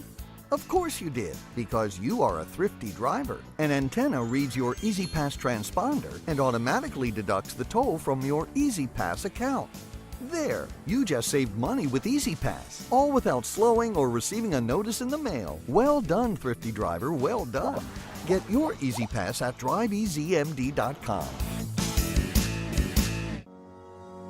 The Ed Block Courage Award Foundation has been working in partnership with the NFL for 46 years to support abused, neglected, and at-risk youth across the country, partnering each team with a children's facility or program that supports the well-being of those in need. Annually, one player from each team is selected by their peers to receive the Courage Award for their inspiration on and off the field. Learn more about how the Ed Block Courage Award Foundation makes a difference, and be sure to check out their latest podcast and web series episodes at edblock.org. Contrary to what some people believe, I actually like this guy when he sleeps. Glenn Clark, talking sports. All right, back in here on GCR, and it is a Friday, and that means it's time to do this. This week in the rest of baseball. This week in the rest of baseball is brought to you by the print issue of Press Box, which is available for free at your neighborhood Royal Farms and at the hundreds of locations around town where you find Press Box. You can read it all, of course, at PressBoxOnline.com. Of course, Governor Wes Moore is on the cover. Stan and I sat down with him in Annapolis a couple of weeks ago and had a lengthy sports conversation. I mean, sports issues that are relevant to his tenure as governor. So you can go pick up that print issue right now at your neighborhood Royal Farms. So, of course, there is no other, there isn't a This Week in the Rest of Baseball because there was no baseball this week other than the stuff that we talked about, obviously, the Home Run Derby, the All-Star Game, and some of the topics that popped up during the week. So, instead, I thought we should, it's not pretty, but I've decided to concoct a game. And a game that will allow us to maybe improve our predictions by getting out of some of the preseason predictions we made in favor of new predictions. So I think we said like a lunch was what we were putting on stake for this. So what we're going to do, we're going to go over, we did division winners, wild cards, Rookie of the Year, Cy Young, MVP, and World Series. We'll go category by category, and each category, we will have a bidding process. All three of us have 20 points to bid with. Got it. And so if your pick is so bad in that category that there's no chance it could come true, you'll probably want to bid a little bit more. If your pick is not great at the moment, but there's still a chance, you'd probably be inclined to bid less. So we'll go around and see how much you're willing to bid in order to get out of a certain pick and improve it and go with something else. Hey, Stan, we need Stan's mic back on. Is there any way we can change the $20 to about $50? Yeah, right. It's not great. Stan, it's not great. You're going to have to live with at the end of this. You're still going to have some categories that are going to be bad. There's no way of getting around it. So, let's begin. For the AL East, all three of us picked the Baltimore Orioles, who are currently in first place. So, Griffin, I will begin with you. Do you have any interest in bidding out of the Baltimore Orioles as AL East winners? I do not. You do not. I do not plan on bidding. Stan? So I would start the bidding. I do not. You do not either. I'll make it I guess I could for one. In this $1 scenario, I could bid $1 and get, but I don't. I have no interest in doing that. So I will also abstain. We will all stick with the Baltimore Orioles as our AL East winner. Apparently, we all picked every division the exact same way, which is bizarre. Yeah. We all picked in the AL Central the Minnesota Twins. Now, for what it's worth, it's not like the Minnesota Twins are awful. No. They're 12 games over 500. They're like right there. And what are they, about 4 games? 4.5 games behind the Cleveland Guardians. Right. So, Stan, I'll start with you this time. Would you like to bid out of the Minnesota Twins? Yes. Okay, so you'll start the bidding with 1, I assume? Or do you want to start? I'm going to start with 2. 2. Starting with 2. The Cleveland Indians. Cleveland baseball team, yeah. Do I have to name the team there? Or well, you don't have to, but I think we all know that's who. I think we all know that's who you'd be bidding Royals, for. Yeah, right. Well, the Royals. I was thinking the exciting. Tigers. The Tigers. After they trade for Ryan Mountcastle and Jordan Westburg, and they just I'll let's have fun. 3. Ooh. I'll bid 3. This is interesting. Yeah, right. I bid $4. I was if you had even started with me, I still kind of like where the Twins are at right now. Ooh, so you don't want you have no interest in the bid. All right, Stan, the bid goes back 3 back to you. I'm going to stick with the Twins. You're going to stick with the Twins. So 4. I win. I've got too much work to Good job, do. Stan. At 3. I win, and I am now down to $17 to bid, and I, of course, will get the Guardians. So you guys get stuck with the Twins. Okay. I get the Guardian. Griffin, you're going to have to figure out how we post this on the website and how you edit this appropriately. You mean he's got to do all the work. Yes. I came up with the game. I did that. Griffin's got to do the post work. The AL West, all 3 of us picked the Houston Astros. The Houston Astros, it was very shaky to start the season, but today the Houston Astros just 1 game back of the Seattle Mariners and tied in the loss column. I would start the bidding this time, and I have no interest whatsoever in bidding out of the Houston Astros. Neither do I. Okay. I will not be bidding. So, Stan, for $1, you could get out of the Houston Astros. I love the Houston Everybody's Astros. sticking with the Astros. Very now, if good. this were done a month ago. Yes. We would have bet heavily, and that we would have felt very silly at that point because look at where they are. To the National League we go. Where in the National League East, all 3 of us bid the Atlanta Braves, or pick the Atlanta Braves. The Atlanta Braves, again, not bad. They're 53-42. They're 11 games. They would be winning the AL West going away. That's unfortunately not the division they play in. They play in the NL East, where they are 8.5 games behind the Philadelphia Phillies. Griffin, we begin with you. Do you want to bid out of the Atlanta Braves?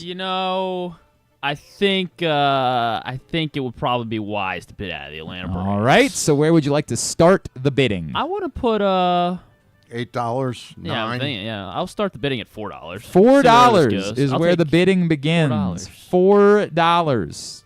That's a fifth of what you have to work with. It is. Stan, $5 to you. Do you want out of the Atlanta Braves? Yeah. Okay, $5 to Stan. I am not going to go higher than that. Oh. I am going to let it sit at $5. Griffin, back to you. 6. I will raise it to 6. Raise to 6. Yeah. Stan? I'll raise to 7. Oh, boy! my God. Oh, boy! Stan, why? Let's get out of the Braves. My money. Yeah. And we've got some other bad picks. We do have some other bad picks here. We got man. I will I'll let Stan have it for $7. $7. Stan the Fan Charles is the proud owner of Philadelphia the Mets, the Grimace Mets. Oh my God! All right, on to the NL Central, where all three of us that's the most amazing one to me. We all picked Cincinnati. The Cincinnati Reds to win the NL Central. Not a bad pick. Was it? Was it? The Cincinnati Reds currently 47-50 on the season, and yet closer to the top of the NL Central than the Braves are to the top of the NL East. So Stan, the bidding begins with you. You just lost $7. You're down to 13. I'm going to tell you, I'll bet $1. $1 on Milwaukee to get out of Cincinnati. I can't just let you have it for $1, so I'm going to have to go 2. I'll go 3, I suppose. All right, 3 to Griffin. Stan, you want 4? You'd have less than half your money left at that point. God, 1, 2, 3. 4. Yeah. Whew. Yeah. I'm gonna stick with those Reds. Oh, you think Sticking the Reds with the Reds at $3. Oh. $3. Oh, you mean I could pick another team for $4? You would have. You would keep the bidding going. Yeah. You get. So I couldn't go St. Louis for 1. No. Okay. Only you're blocking me instead. Yeah, you only get the right to bid I'll out. stick with the Reds. They're going to get red hot. I will also let Griffin have it at $3.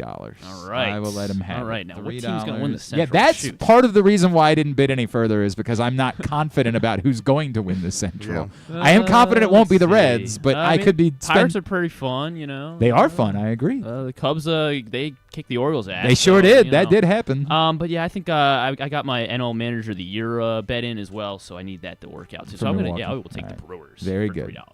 Where was the Manager of the Year? We didn't do it. He put a bet in on that, is what he's saying. All right, next up, we all picked the LA Dodgers to win the NL West. The LA Dodgers are currently 7 games up. This is the wrong one to be betting first on because none of us are going to bet out of the LA Dodgers. We're all going to go ahead. I'm staying. Wait a minute. Yeah, go ahead. Just say it. Let's move forward. I'll Yes, and Stan, you're holding the Dodgers. Yeah, I'm going to holding the Dodgers. All right. So Stan got the Phillies. And Griffin got the Brewers. Correct. Right, yeah, I have them all here. You're good? Yeah, all right, I've got everything. On to the AL wild cards. Now, this is complicated. Because there's 6 spots. So we're going to do 3 bids. How do we do this? I don't know how we do this appropriately. So... How about if we do? You only get the you throw out you a only team? get the bail out of 1. Bail out of 1. And we do per it league. American League. That's a great way of doing it. Okay. We'll do an American League bid and a National League bid. Got all right, it. to switch out one of your wild cards. Right. So as wild cards suck. as a reminder, my wild cards were the Yankees. Okay. All right. Okay. Yeah. You know what you're talking about. They might win the division still, but they're right now they're sitting in a wild card spot. That's good. The next one was the Rangers. Well, I mean, they could, Yeah, they could. They've been beat up, They could. They're currently sitting. I wish we were doing this. 7.5 games out. I wish we were doing this. Yeah, it'd be better, right? And then my other pick was the Blue Jays, who are currently 9.5 games back. I bet you'd like to get out of the Blue Jays. Get out of that. Griffin picked the Yankees, the Rangers, and the Rays, who are currently 5.5 games out. Okay. All right. Well, I guess that's better than Rangers. Better? It is. Stan, your picks in general sitting in better position than mine. Stan with the Yankees. Mm-hmm. He went with the Rangers. And he went with the Mariners. His picks, not so bad. Yeah. Not so bad. The Mariners obviously currently leading the West, but we all just said we like the idea of the Astros. So where would they be in the wild card race? I guess that's something that we would need to know. Wherever they would be, it looks like a game and a half behind Boston for a wild card spot for the front. The Mariners. If the Mariners fall out of first place. They have 4 more losses and one one less win, win. So they'd be 2.5 games. Yeah. 2.5 games. Okay. Behind the Red Sox for the final wild card spot. So, Griffin, you begin the bidding. How much are you bidding to get out of one of your AL wild card teams? I guess I'd like to get out of one of them. So $1? You're starting at $1? Yeah. You started soft. All right, Yeah. fair enough. Yeah. Stan?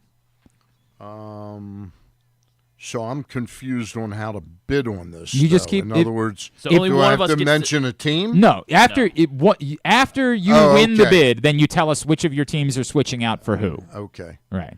I'll do 3. Yeah, I have 2 teams that I don't like, so I'm gonna have to do. I'm gonna say. Well, I'll keep it at 4. 4 is my bid. 4. $5 to switch one of my AL wild $5 to switch one of your AL wild cards. The problem being, again, you don't know that the team that you're switching it for is definitely going to win the wild card. That's the difficult part about doing this. So I'd have to go to 6. I don't think I can race to 6. Or no, you're at 4. Stan went to 3. You went 1, 3, 4. Yeah, Okay. so you would have to go to 5. Yeah, I don't think I can spend $5. I'm going to go for 5. You're going for Stan. Oh boy, Stan just lighting his money on fire over. Well, because Stan, I mean, he got a chance to get all of them right, I guess. I'm gonna let Stan have it for 5. Right. Okay, so now I name my team. Which of your teams you're switching? I'm going to take Minnesota over the Rangers. So you're getting rid of the Rangers in favor of Minnesota. Got that, Griffin? All right. Yes. To the National League. Stan, you were down to $8 remaining. Yes, Stan's down to 8. Griffin and I still have 17. Well aware of that. Yeah, right. To the National League, where my 3 wild card picks were the Philadelphia Phillies. Oh, okay. Well, they're in the playoffs. Mm-hmm. The Miami Marlins. Ooh. The worst. Is that the worst team in baseball? No, the White Sox are the worst team in baseball, but they're the worst team in the National League. Okay. 16 and a half games out. Here's a question, since this is our first year of playing this game. So I bid $7 for the Phillies. I automatically get Atlanta to replace the Phillies. No, you do not. It does not work that way. I told you we should have done $40. The San Diego Padres were my other bet, and they are only a game out of a wild card spot right now. So that one, not so bad. None of the rest of them any good. Griffin, your 3 wild card picks: the Philadelphia Phillies, San Diego Padres, who we just established a game out, and the Chicago Cubs, who are 3.5 games out. They are. So that could be worse. And for Stan, the 3 wild card picks, similarly, the Philadelphia Phillies. He also went with the Arizona Diamondbacks, who are currently 1 game out, and the San Francisco Giants, who are 3 games out. So those 2 not terrible picks. Right. So, Stan, this time the bidding begins with you. Would you bid $1? $1. Just playing the feud is what you're doing now. Well, I've got. You don't have a lot of dollars left. I understand. Yeah, I'll bid 2. To get out of your NL spots? Mm-hmm. No, you know what? I'm bidding 3. Oh. 3 to get out of my NL spots. So I'd have to go to $4. Yeah, you'd have to go to 4. I mean, my worst team is, you really need it. My worst team is only 3.5 out. So I have to go to $4. Mm-hmm. Darn. I'm going to sit. You're going to sit. Okay, I'll sit. All right, so for $3, Stan, back to you. Do you want to bid 4 to get out of a wild card team? Yes. Wow. Stan's out of money because I'm letting him have it for 4. So I've got $4. You got $4 left. Guys, I'm not out of money. I'm going to take San Diego to make San Diego, and you're getting rid of, I assume. Giants. Oh, for the Giants. Okay. All right. Actually, or for the Phillies, would you want it? For the Phillies. All right. All right. So Stan gets the Padres instead of the Phillies. Now to AL Rookie of the Year. My pick was Evan Carter. Ayo. Griffin's pick was Jackson Holiday. Never know. Stan's pick was Evan Carter. Not great picks. No. I will bid $1 to get out of my AL Rookie of the Year pick. Ooh. I will bid $2 to get out of my AL Rookie of the Year pick. Yeah, because I was going to bid $2. Yeah, I'm going to bid $2. I guess I'll bid $3. $3 for Griffin to get out of the AL Rookie of the Year. Stan? I'm gonna. This will be all of your money at this point. I'm gonna ride Evan Carter. You're gonna ride Evan Carter. He's gonna have a big second half. I'm gonna let Griffin have it at $3. $3, and Griffin, your pick will be. Who do? That's a good question. Wait a minute, you can't research it now. Yeah, right. We just talked think, about it yesterday. In fact, yeah, we did. It's gonna be, I think, the 2 top. Langford and who? Luis Gil. Oh, yeah. Yes. I I think I'm still surprised that Mason Miller is not more of a factor in Rookie of the Year conversation. I think. Oh man. Yeah. I think I'll go. This is part of why I didn't go further in my bidding. I think I'll go Louise Heel. Okay. Yeah. Louise Heel is who Griffin bids his way into for AL Rookie of the Year. All right, now to NL Rookie of the Year, where my pick is having a very good season. I have a problem with this. What? I remember picking Jackson Merrill. You didn't, unfortunately. Do you have audio tape? We can if you'd like. You have to fish it out. Almost positive I picked Jackson Merrill. Yeah, you picked the other Jackson, who was a good Jackson. Don't get me wrong. Yeah. Just not the one. And he could still win it, maybe. Yeah. Yeah, maybe not. Maybe not. The problem being that the guy that's going to be the Rookie of the Year wasn't in the bigs at the beginning of the season, so none of us were considering him at that point. But I went with Jackson Merrill. Griffin went with Shota Imanaga. Yeah. Pretty good pick. And Stan went with Jackson Churio. That has not worked out quite as well. Whatever I picked, I meant Jackson Merrill. I understand. It's just unfortunately you got to stick with there were 3 Jacksons. There was a lot of Jacksons. I knew it wasn't Jackson Holiday. Couldn't win the National League Rookie of the Year. No doubt. And I got confused. The problem is Paul Skeens is such an overwhelming favorite that at FanDuel he's now minus 1,100. He is just a runaway favorite. So, presumably, if you're bidding out of Rookie of the Year, you are doing it to try to get Paul Skeens. So, well, you never know. I believe, Griffin, you begin the bidding this time. You have $14 left. I have $14 to play with here. I'll start bidding at $1. Start bidding at $1. Stan? I'll bid $2. $2? I'm not going to race. I'll go $5. Sorry, Stan. Yeah, Stan's out of it. I'll go $7. $7 from Griffin. $7. How much do you have left? I have $17 still on the table. It's a category there. Yeah. All right. It's yours. For $7? Paul Skeens for $7. This may be the steal of the It might very well be. Auction here. It might very well be. I might regret that. Paul Skeens. Still got the second best guy, So. Yeah, that's true. I do have that going for me. It's not as bad as Jackson Churio. All right, AL Cy Young winner. My choice, Corbin Burns. Griffin's choice, Corbin Burns. Stan's choice, Corbin Burns. Right now, again, according to FanDuel, the favorite is Tarek Skubal at minus 130. But the second choice is Corbin Burns. So, does anyone want out of Corbin Burns? I will not be bidding out of Corbin Burns. I will not be bidding out of Corbin Burns. Oh. Well, hang on. I think we went out of order there. Yeah,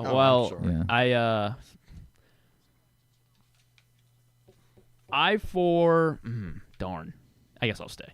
You're going to stay as well? And Stan's going to stay? We're all staying with Corbin Burns as our AL Cy Young winner. To our National League Cy Young winner, I went with Zach Wheeler. Got a boatload of money. Griffin went with a different Philadelphia Philly. He went with Aaron Nola. Not as good. And Stan went with Spencer Strider. He's having a big year. So at the moment, it's a different Braves pitcher who is the favorite at plus 125, Chris Sale. Wow. The favorite to win NL Cy Young. Zach Wheeler second. Don't look now. Paul Skeens plus 500, the third favorite. Where is the NL Cy Young? Where's Ranger Suarez? Ranger Suarez is plus 3,200. Is behind Glasnow. He's tied with Webb, and Ronaldo Lopez is also tied in that group. So I believe Griffin, this is you with first pick. Do you want to bid out? I guess I do. Yeah. Yeah. Why not? I'll bid $1. You'll bid $1 to get out of Aaron Nola as your Cy Young pick. Stan? I'll bid $3. $3 of the 4 you have remaining. Yep. I will abstain. So I could just very smart. I could just knock out Stan, right? You could have it right now. Well, yeah, because he can't bid above it. For 4, it's yours. I'll take it for 4 then. For 4, Griffin's down Sorry, to Stan, $3 left. $3 left. is what Griffin has. I lured him into that. Yeah. Look at that. I have more money. That's than true. he does. Look at that. Griffin. So that means now I got to figure out who's going to win the Yeah, AL that's Cy Young. part of the reason. You found yourself in this position a couple of times where, Oh, no, hell yeah, I won. Who's going to win? Yeah.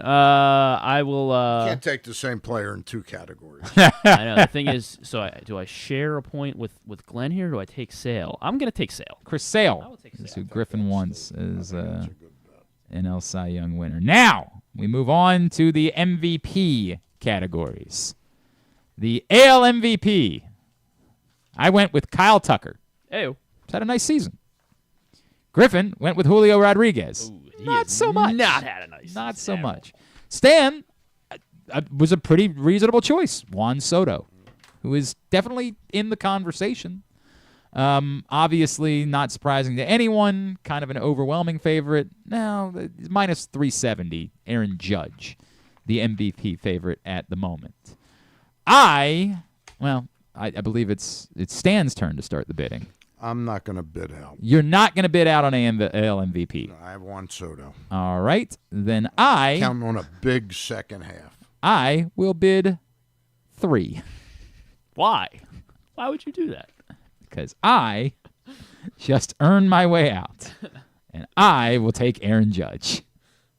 So, there you go. Good there for you go. Aaron Judge for 3. Now, on to NL MVP, where I, again, seemed reasonable at the time. Unfortunately, he's no longer available for comment. Ronald Acuna was my pick. Griffin, another solid pick. Mookie Betts was Griffin's choice. And Stan the Fan went with Bryce Harper. All 3 injured, have major injuries during the season. Of course, Harper's back, so that's... Yeah, you got that going. Harper is the second choice for NL MVP at right the moment. Right now, he's still second choice at plus 410. But, of course, the favorite is Shohei Ohtani, who somehow none of us picked. He wasn't going to pitch. So at the time, I guess we were like... Because this was right in the heat of, did he get bet on games? Yeah. So maybe that... Yeah, that's why I refrained from picking him. So we can play the game, or we can just get to the part where I get Shohei Ohtani for 4. Which would you guys like to do? No, you don't get him for 4. Oh, It's your turn? It's, you just went first the last time. Okay, so if you bid for 4. Then I'll have to take it for 5. That's a good point. Okay. Yeah, if I start by bidding for 4, you can't raise it. Yes, so I get Shohei Ohtani for 4. Okay. That's the way this goes. All right. Sure. It's the way it goes. I get Ohtani for 4. So I am down to 10 as we get to the World Series. You still have $10? I played this about as well as I possibly could. Some of you guys couldn't wait to throw away your money. You guys were dying to throw away your money. And I was sitting back saying, 10? Because I only had 3 bets. I got the Guardians for 3, I got Judge for 3, and I got Ohtani for 4. He skunked this.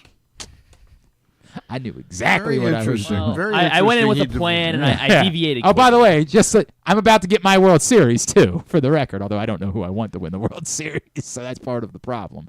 This is actually one of the categories I didn't want, but I'm going to get it as well. I feel good about my World Series pick.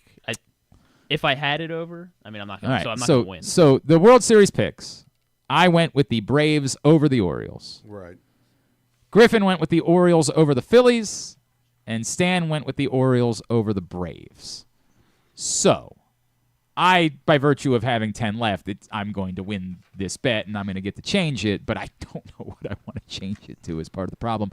If you could win the bet. Well, I don't want to tell you what's going to happen because we just pick it. Yeah, because I think you're such a soothsayer. You're like son of a gun. Why can't we have 2 winners here? Why do you get to change the whole World Series?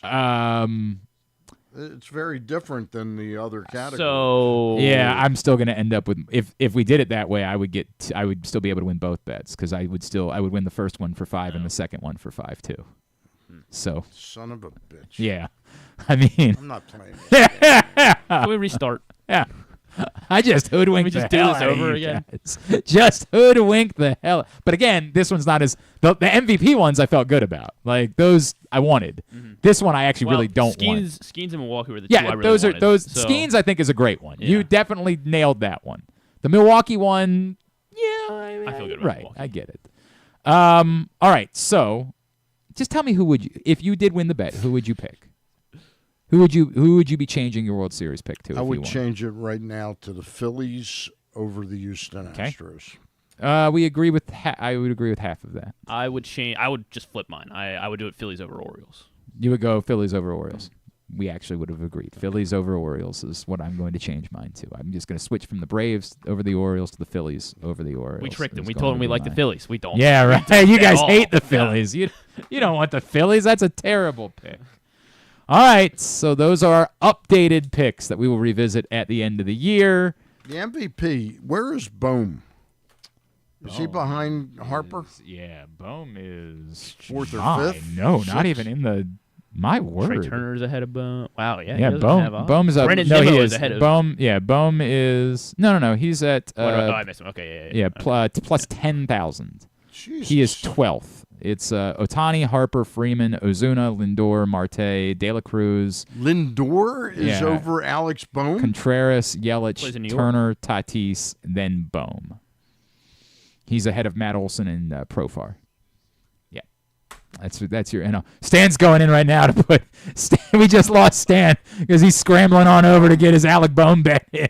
Yeah. He's doing everything he can to get that bet in. Stan and I have money left over. You owe us the difference, right? Is that how you think that works? You well, owe actually, me $3. You had to bet. You had to use all 10. No, I didn't have to use all 10. I only had to use 5. All right. Well, then you can use. I guess some of that comes our way. Is that Yeah. Is that the way you think? I would actually still have more money left over than the two of you would at that point.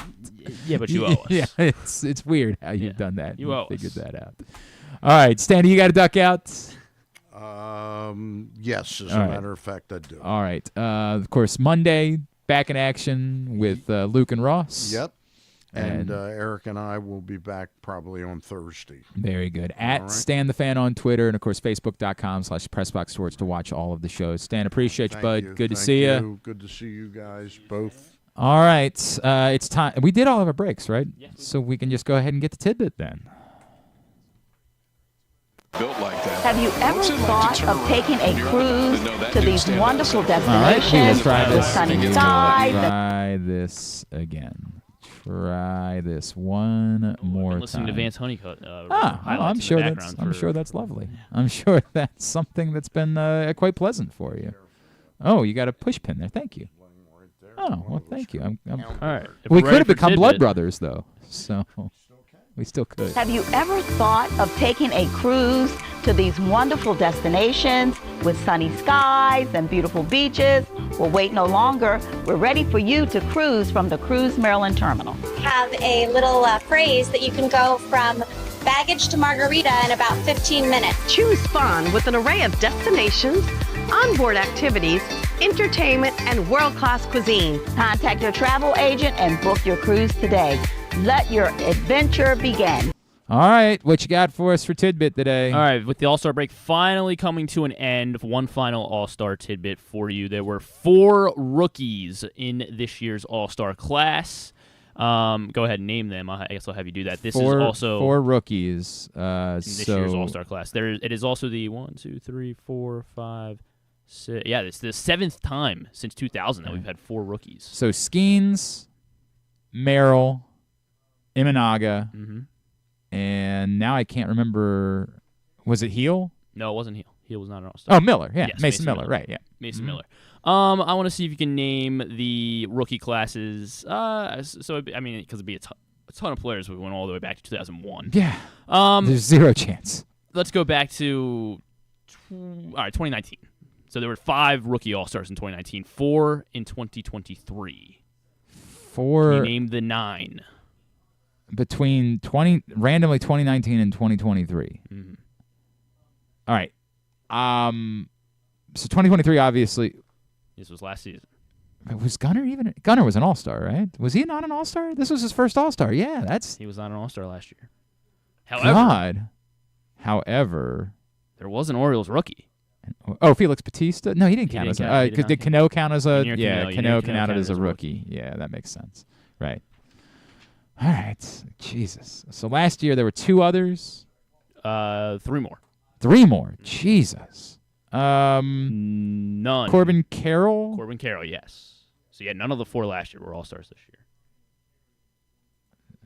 So it wasn't Bobby Witt. There's a place. Jesus. Was Tanner Bybee an All-Star? No, he was not. What about Josh Young? Josh Young was an All-Star. And De La Cruz wasn't up yet to be an All-Star. He was not yet because he came up, June 2nd-ish. With Matt McLean? Not Matt McLean. Was a National League player. National League player. Was a National League pitcher. Oh, Senga. Yes, Senga. Senga. Carroll, Cano, Senga, Young. Then 2019 had 5 rookies. 5 rookies in 2019. Man, 2019 was a time I was pretty checked out on baseball, dog. The Orioles lone All-Star. The Orioles lone All-Star in 2019. 2019. Jesus.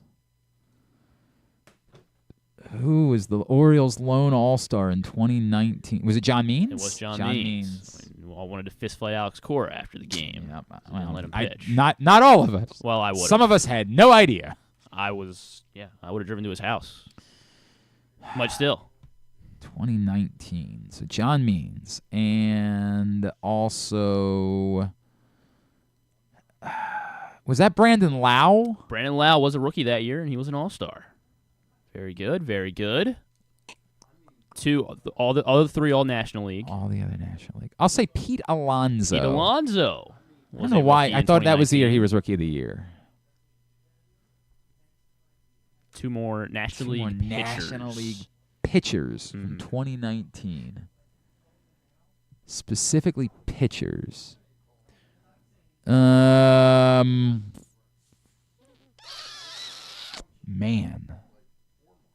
How about, was it one of the Braves? One of them was a Brave, yes.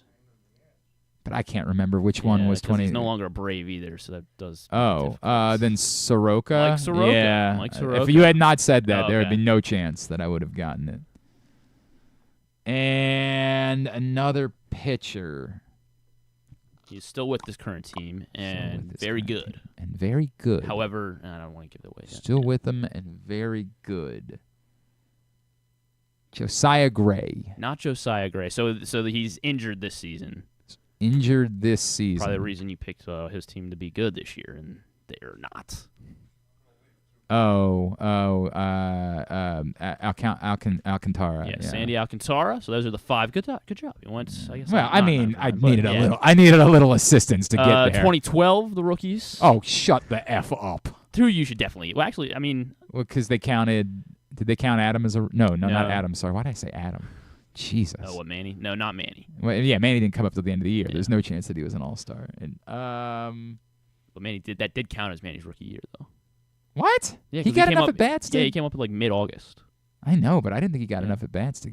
All right. So then instead, it was 2 of them I should get. So that's because one of them was John Scope. No, not Scope. They're not Orioles. Not Orioles. Just because they're very God's good players. Sakes. Trout. Oh, okay. Bryce Harper. Yeah. Yu Darvish. Oh, okay. That's a pretty good. Wade Miley. Ha! So maybe that was the Orioles. That was the Orioles. Ryan Cook. I don't know who that is. I don't know who Ryan Cook is. I'm not. Maybe that's the Junior Cano, like just a reliever that came out of nowhere. Yeah, right. Craig Kimbrell was a rookie in 2011. Okay. Along with Jordan Walden, Aaron Crow, and Michael Pineda. Aaron Crow was going to be a star, man. He was going to be such a star. It just before happen. that, 2003 had 4 rookie All-Stars. Dontrell Willis. Okay. Mike McDougal. Hideki Matsui. All right. And, I got Matsui. And Lance Carter. No? I don't really remember Lance Carter to a dog. 01 was Ben Sheets. Okay. Jimmy Rollins, Albert Pujols, and Ichiro. Well, now that's an all-star. Yeah. That's class. Before that, 1960. Sure. So go ahead. Sure. There's some Orioles on the list. 1960. Were they both Orioles at the time? 1960. It's always Kurt Blefary, so I'll go with Kurt Blefary. No, not Kurt Blefary. Okay. How about... He he was an Oriole. 1960, Milt Pappas? No, not Milt Pappas. 1960. God, like that's the thing is like it's not Brooks. It's not. 1960. How about Diamond Jim Gentile? Jim Gentile was a rookie All-Star in 1960. And then, I don't know. Another infielder. Shortstop, to be specific. Oh, Louis Aparicio? Not Aparicio. No, Louis Aparicio. Mark Belanger? Not No, Belanger. that was predates Belanger. Another infielder.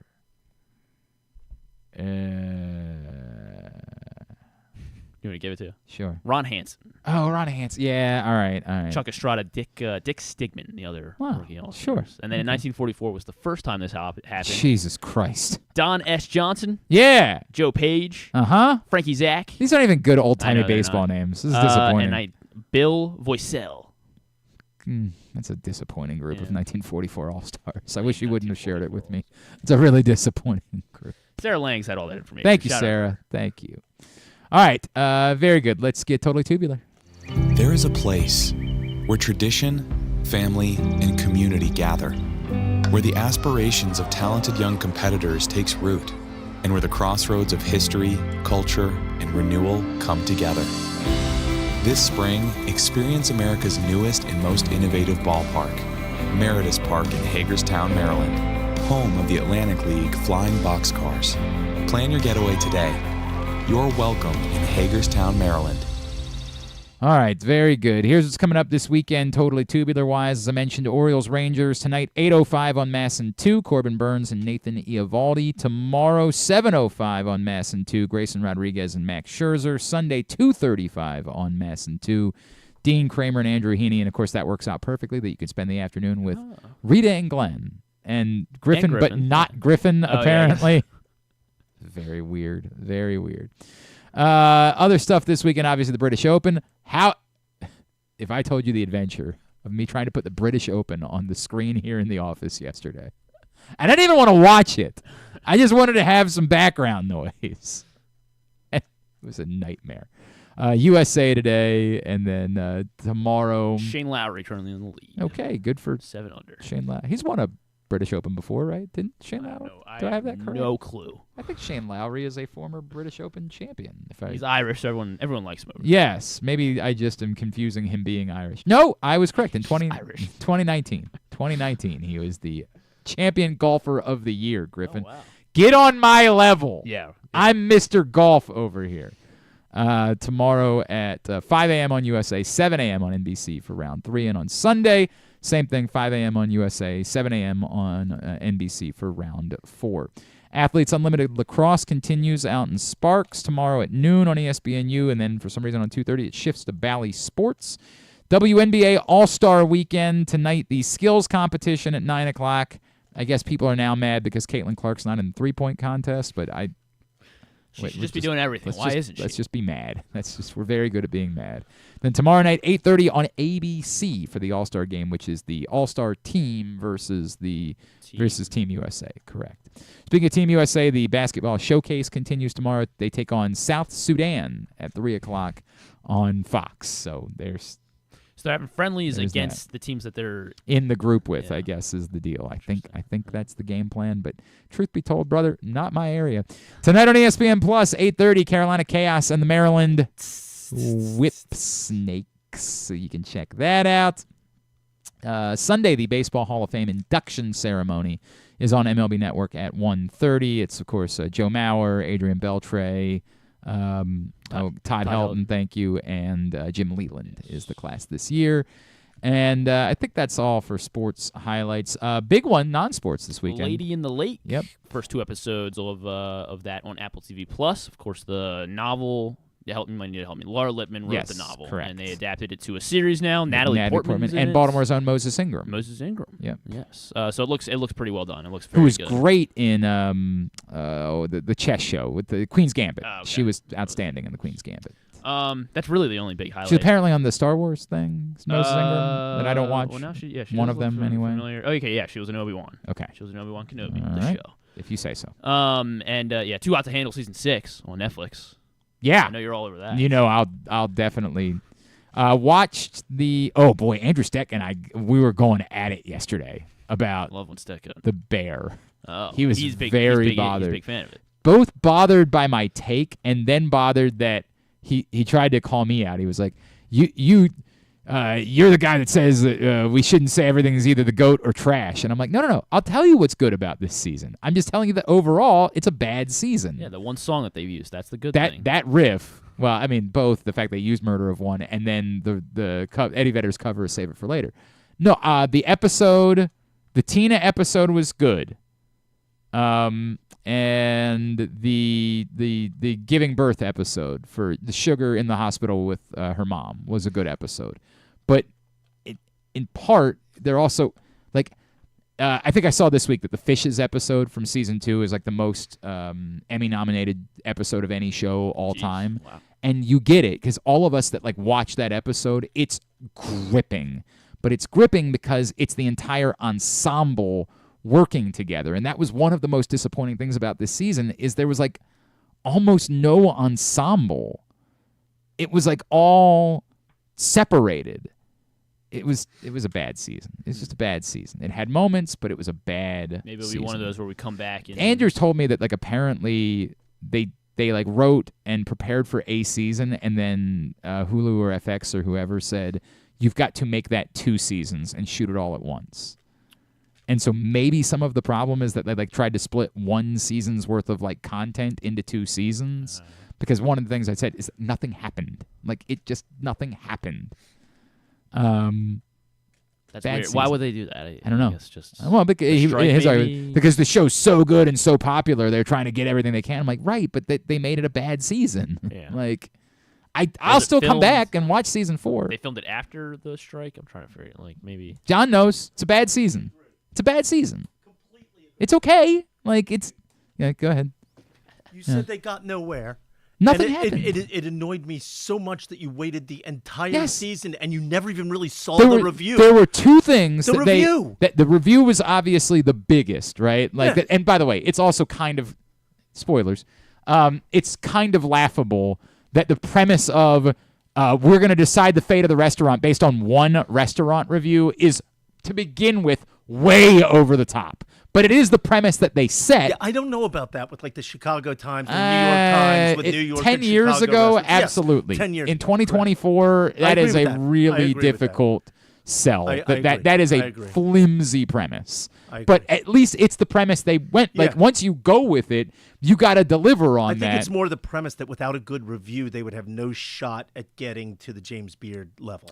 And like, that's really the reason why they're doing really this. The reason why. Well, but except that this is about not so much about the crowds uncle and his money, and he's saying he's going to pull the plug because the money's not going to happen. But if they get a good review, I don't know, man. I don't know, dude. They just didn't do anything. Nothing. Nothing. It was so happened. frustrating. You follow one person around for 45 minutes. And the other story they presented was whether Sid was going to leave, and they didn't finish that story either. They finished no stories. They just nothing. It just sort of.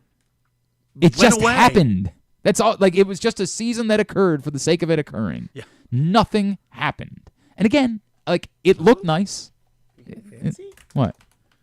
Oh no, that was. I told you about that. That's a weird. It's a weird. It's very weird. It's going to continue to sit there because I feel like I need to call Stecca so he can defend himself, defend his show. Oh, you want to do this? No, we don't have time for it. It's 12:30. We're not doing. Okay, that. guys. But you have a know, good one. thank Have you, a good John. I weekend. appreciate that. I did watch the series. See, I almost did it because of you. The season finale of The Boys, and it was. It was good. Oh boy. Oh boy. Oh boy, the boys did it again. They are setting them like it is. It's wild, Jack. Like wild, man. All in for the final season of The Boys. I mean, it's one of the best shows of the last 20 years. It's so good. Wow. All right. Anything else for this weekend? House of the Dragon, new episode. Okay. Sunday night. All right. Very good. Everything else, find at glennclarkradio.com. Thanks to Stan the Fan. Thanks to Ralph Friedgen. Thanks to Joe Ehrman. Thanks to Scott Forbes from North Carolina. We'll get all of it up in the greatest hits section of the... Oh, my God. It's so good. You didn't do the thing. Oh, my God. It's so good. Tab at glennclarkradio.com. Thank you for correcting me. The Boys tomorrow morning. Paul and Ryan. No episode of The Boys? No, not those boys. The other boys. The boys. Paul and Ryan talking baseball, 10 a.m. on the Bat Around. And then, Reed and I, 12 to 2 on Sunday, and Griffin, like, waving from the back of the room or something. It's very weird. 12 to 2 on 105.7 The Fan on Sunday. Monday, I don't know. We'll do some radio of some. We'll do a show. Okay. We'll figure it out. To talk about. Yeah, we'll have games. That's a good point.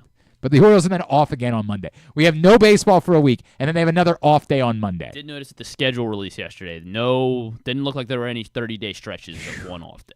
So, all right. Thanks to everybody at Pressbox. All of our I feel like greats. they didn't get any holidays. They have Memorial Day. I think they have a game. I think that's. I think they got Father's Day and Father's Day. Okay, maybe one other one. Might be like over. Easter, Memorial Day, and Father's Day, but they didn't get the 4th of July. 4th of July, Labor Day. You can't have all of them. It doesn't Opening work day. out that way. Thanks to Easy Pass, thanks to Ocean City, to Live Casino and Hotel, to Visit Hagerstown in Washington County, Cruise, Maryland, Guilford Hall Brewery, Royal Farms, the Ed Block Courage Awards, HelpMyGamblingProblem.org, Costa Sin, MSAA, the Baltimore Orioles, your local Toyota dealer, buyatoyota.com. Thanks to Griffin at Griffin_Bass. Follow us, Twitter, Instagram, and TikTok at Glenn Clark Radio. Have a great weekend. Go Birds. Duke sucks.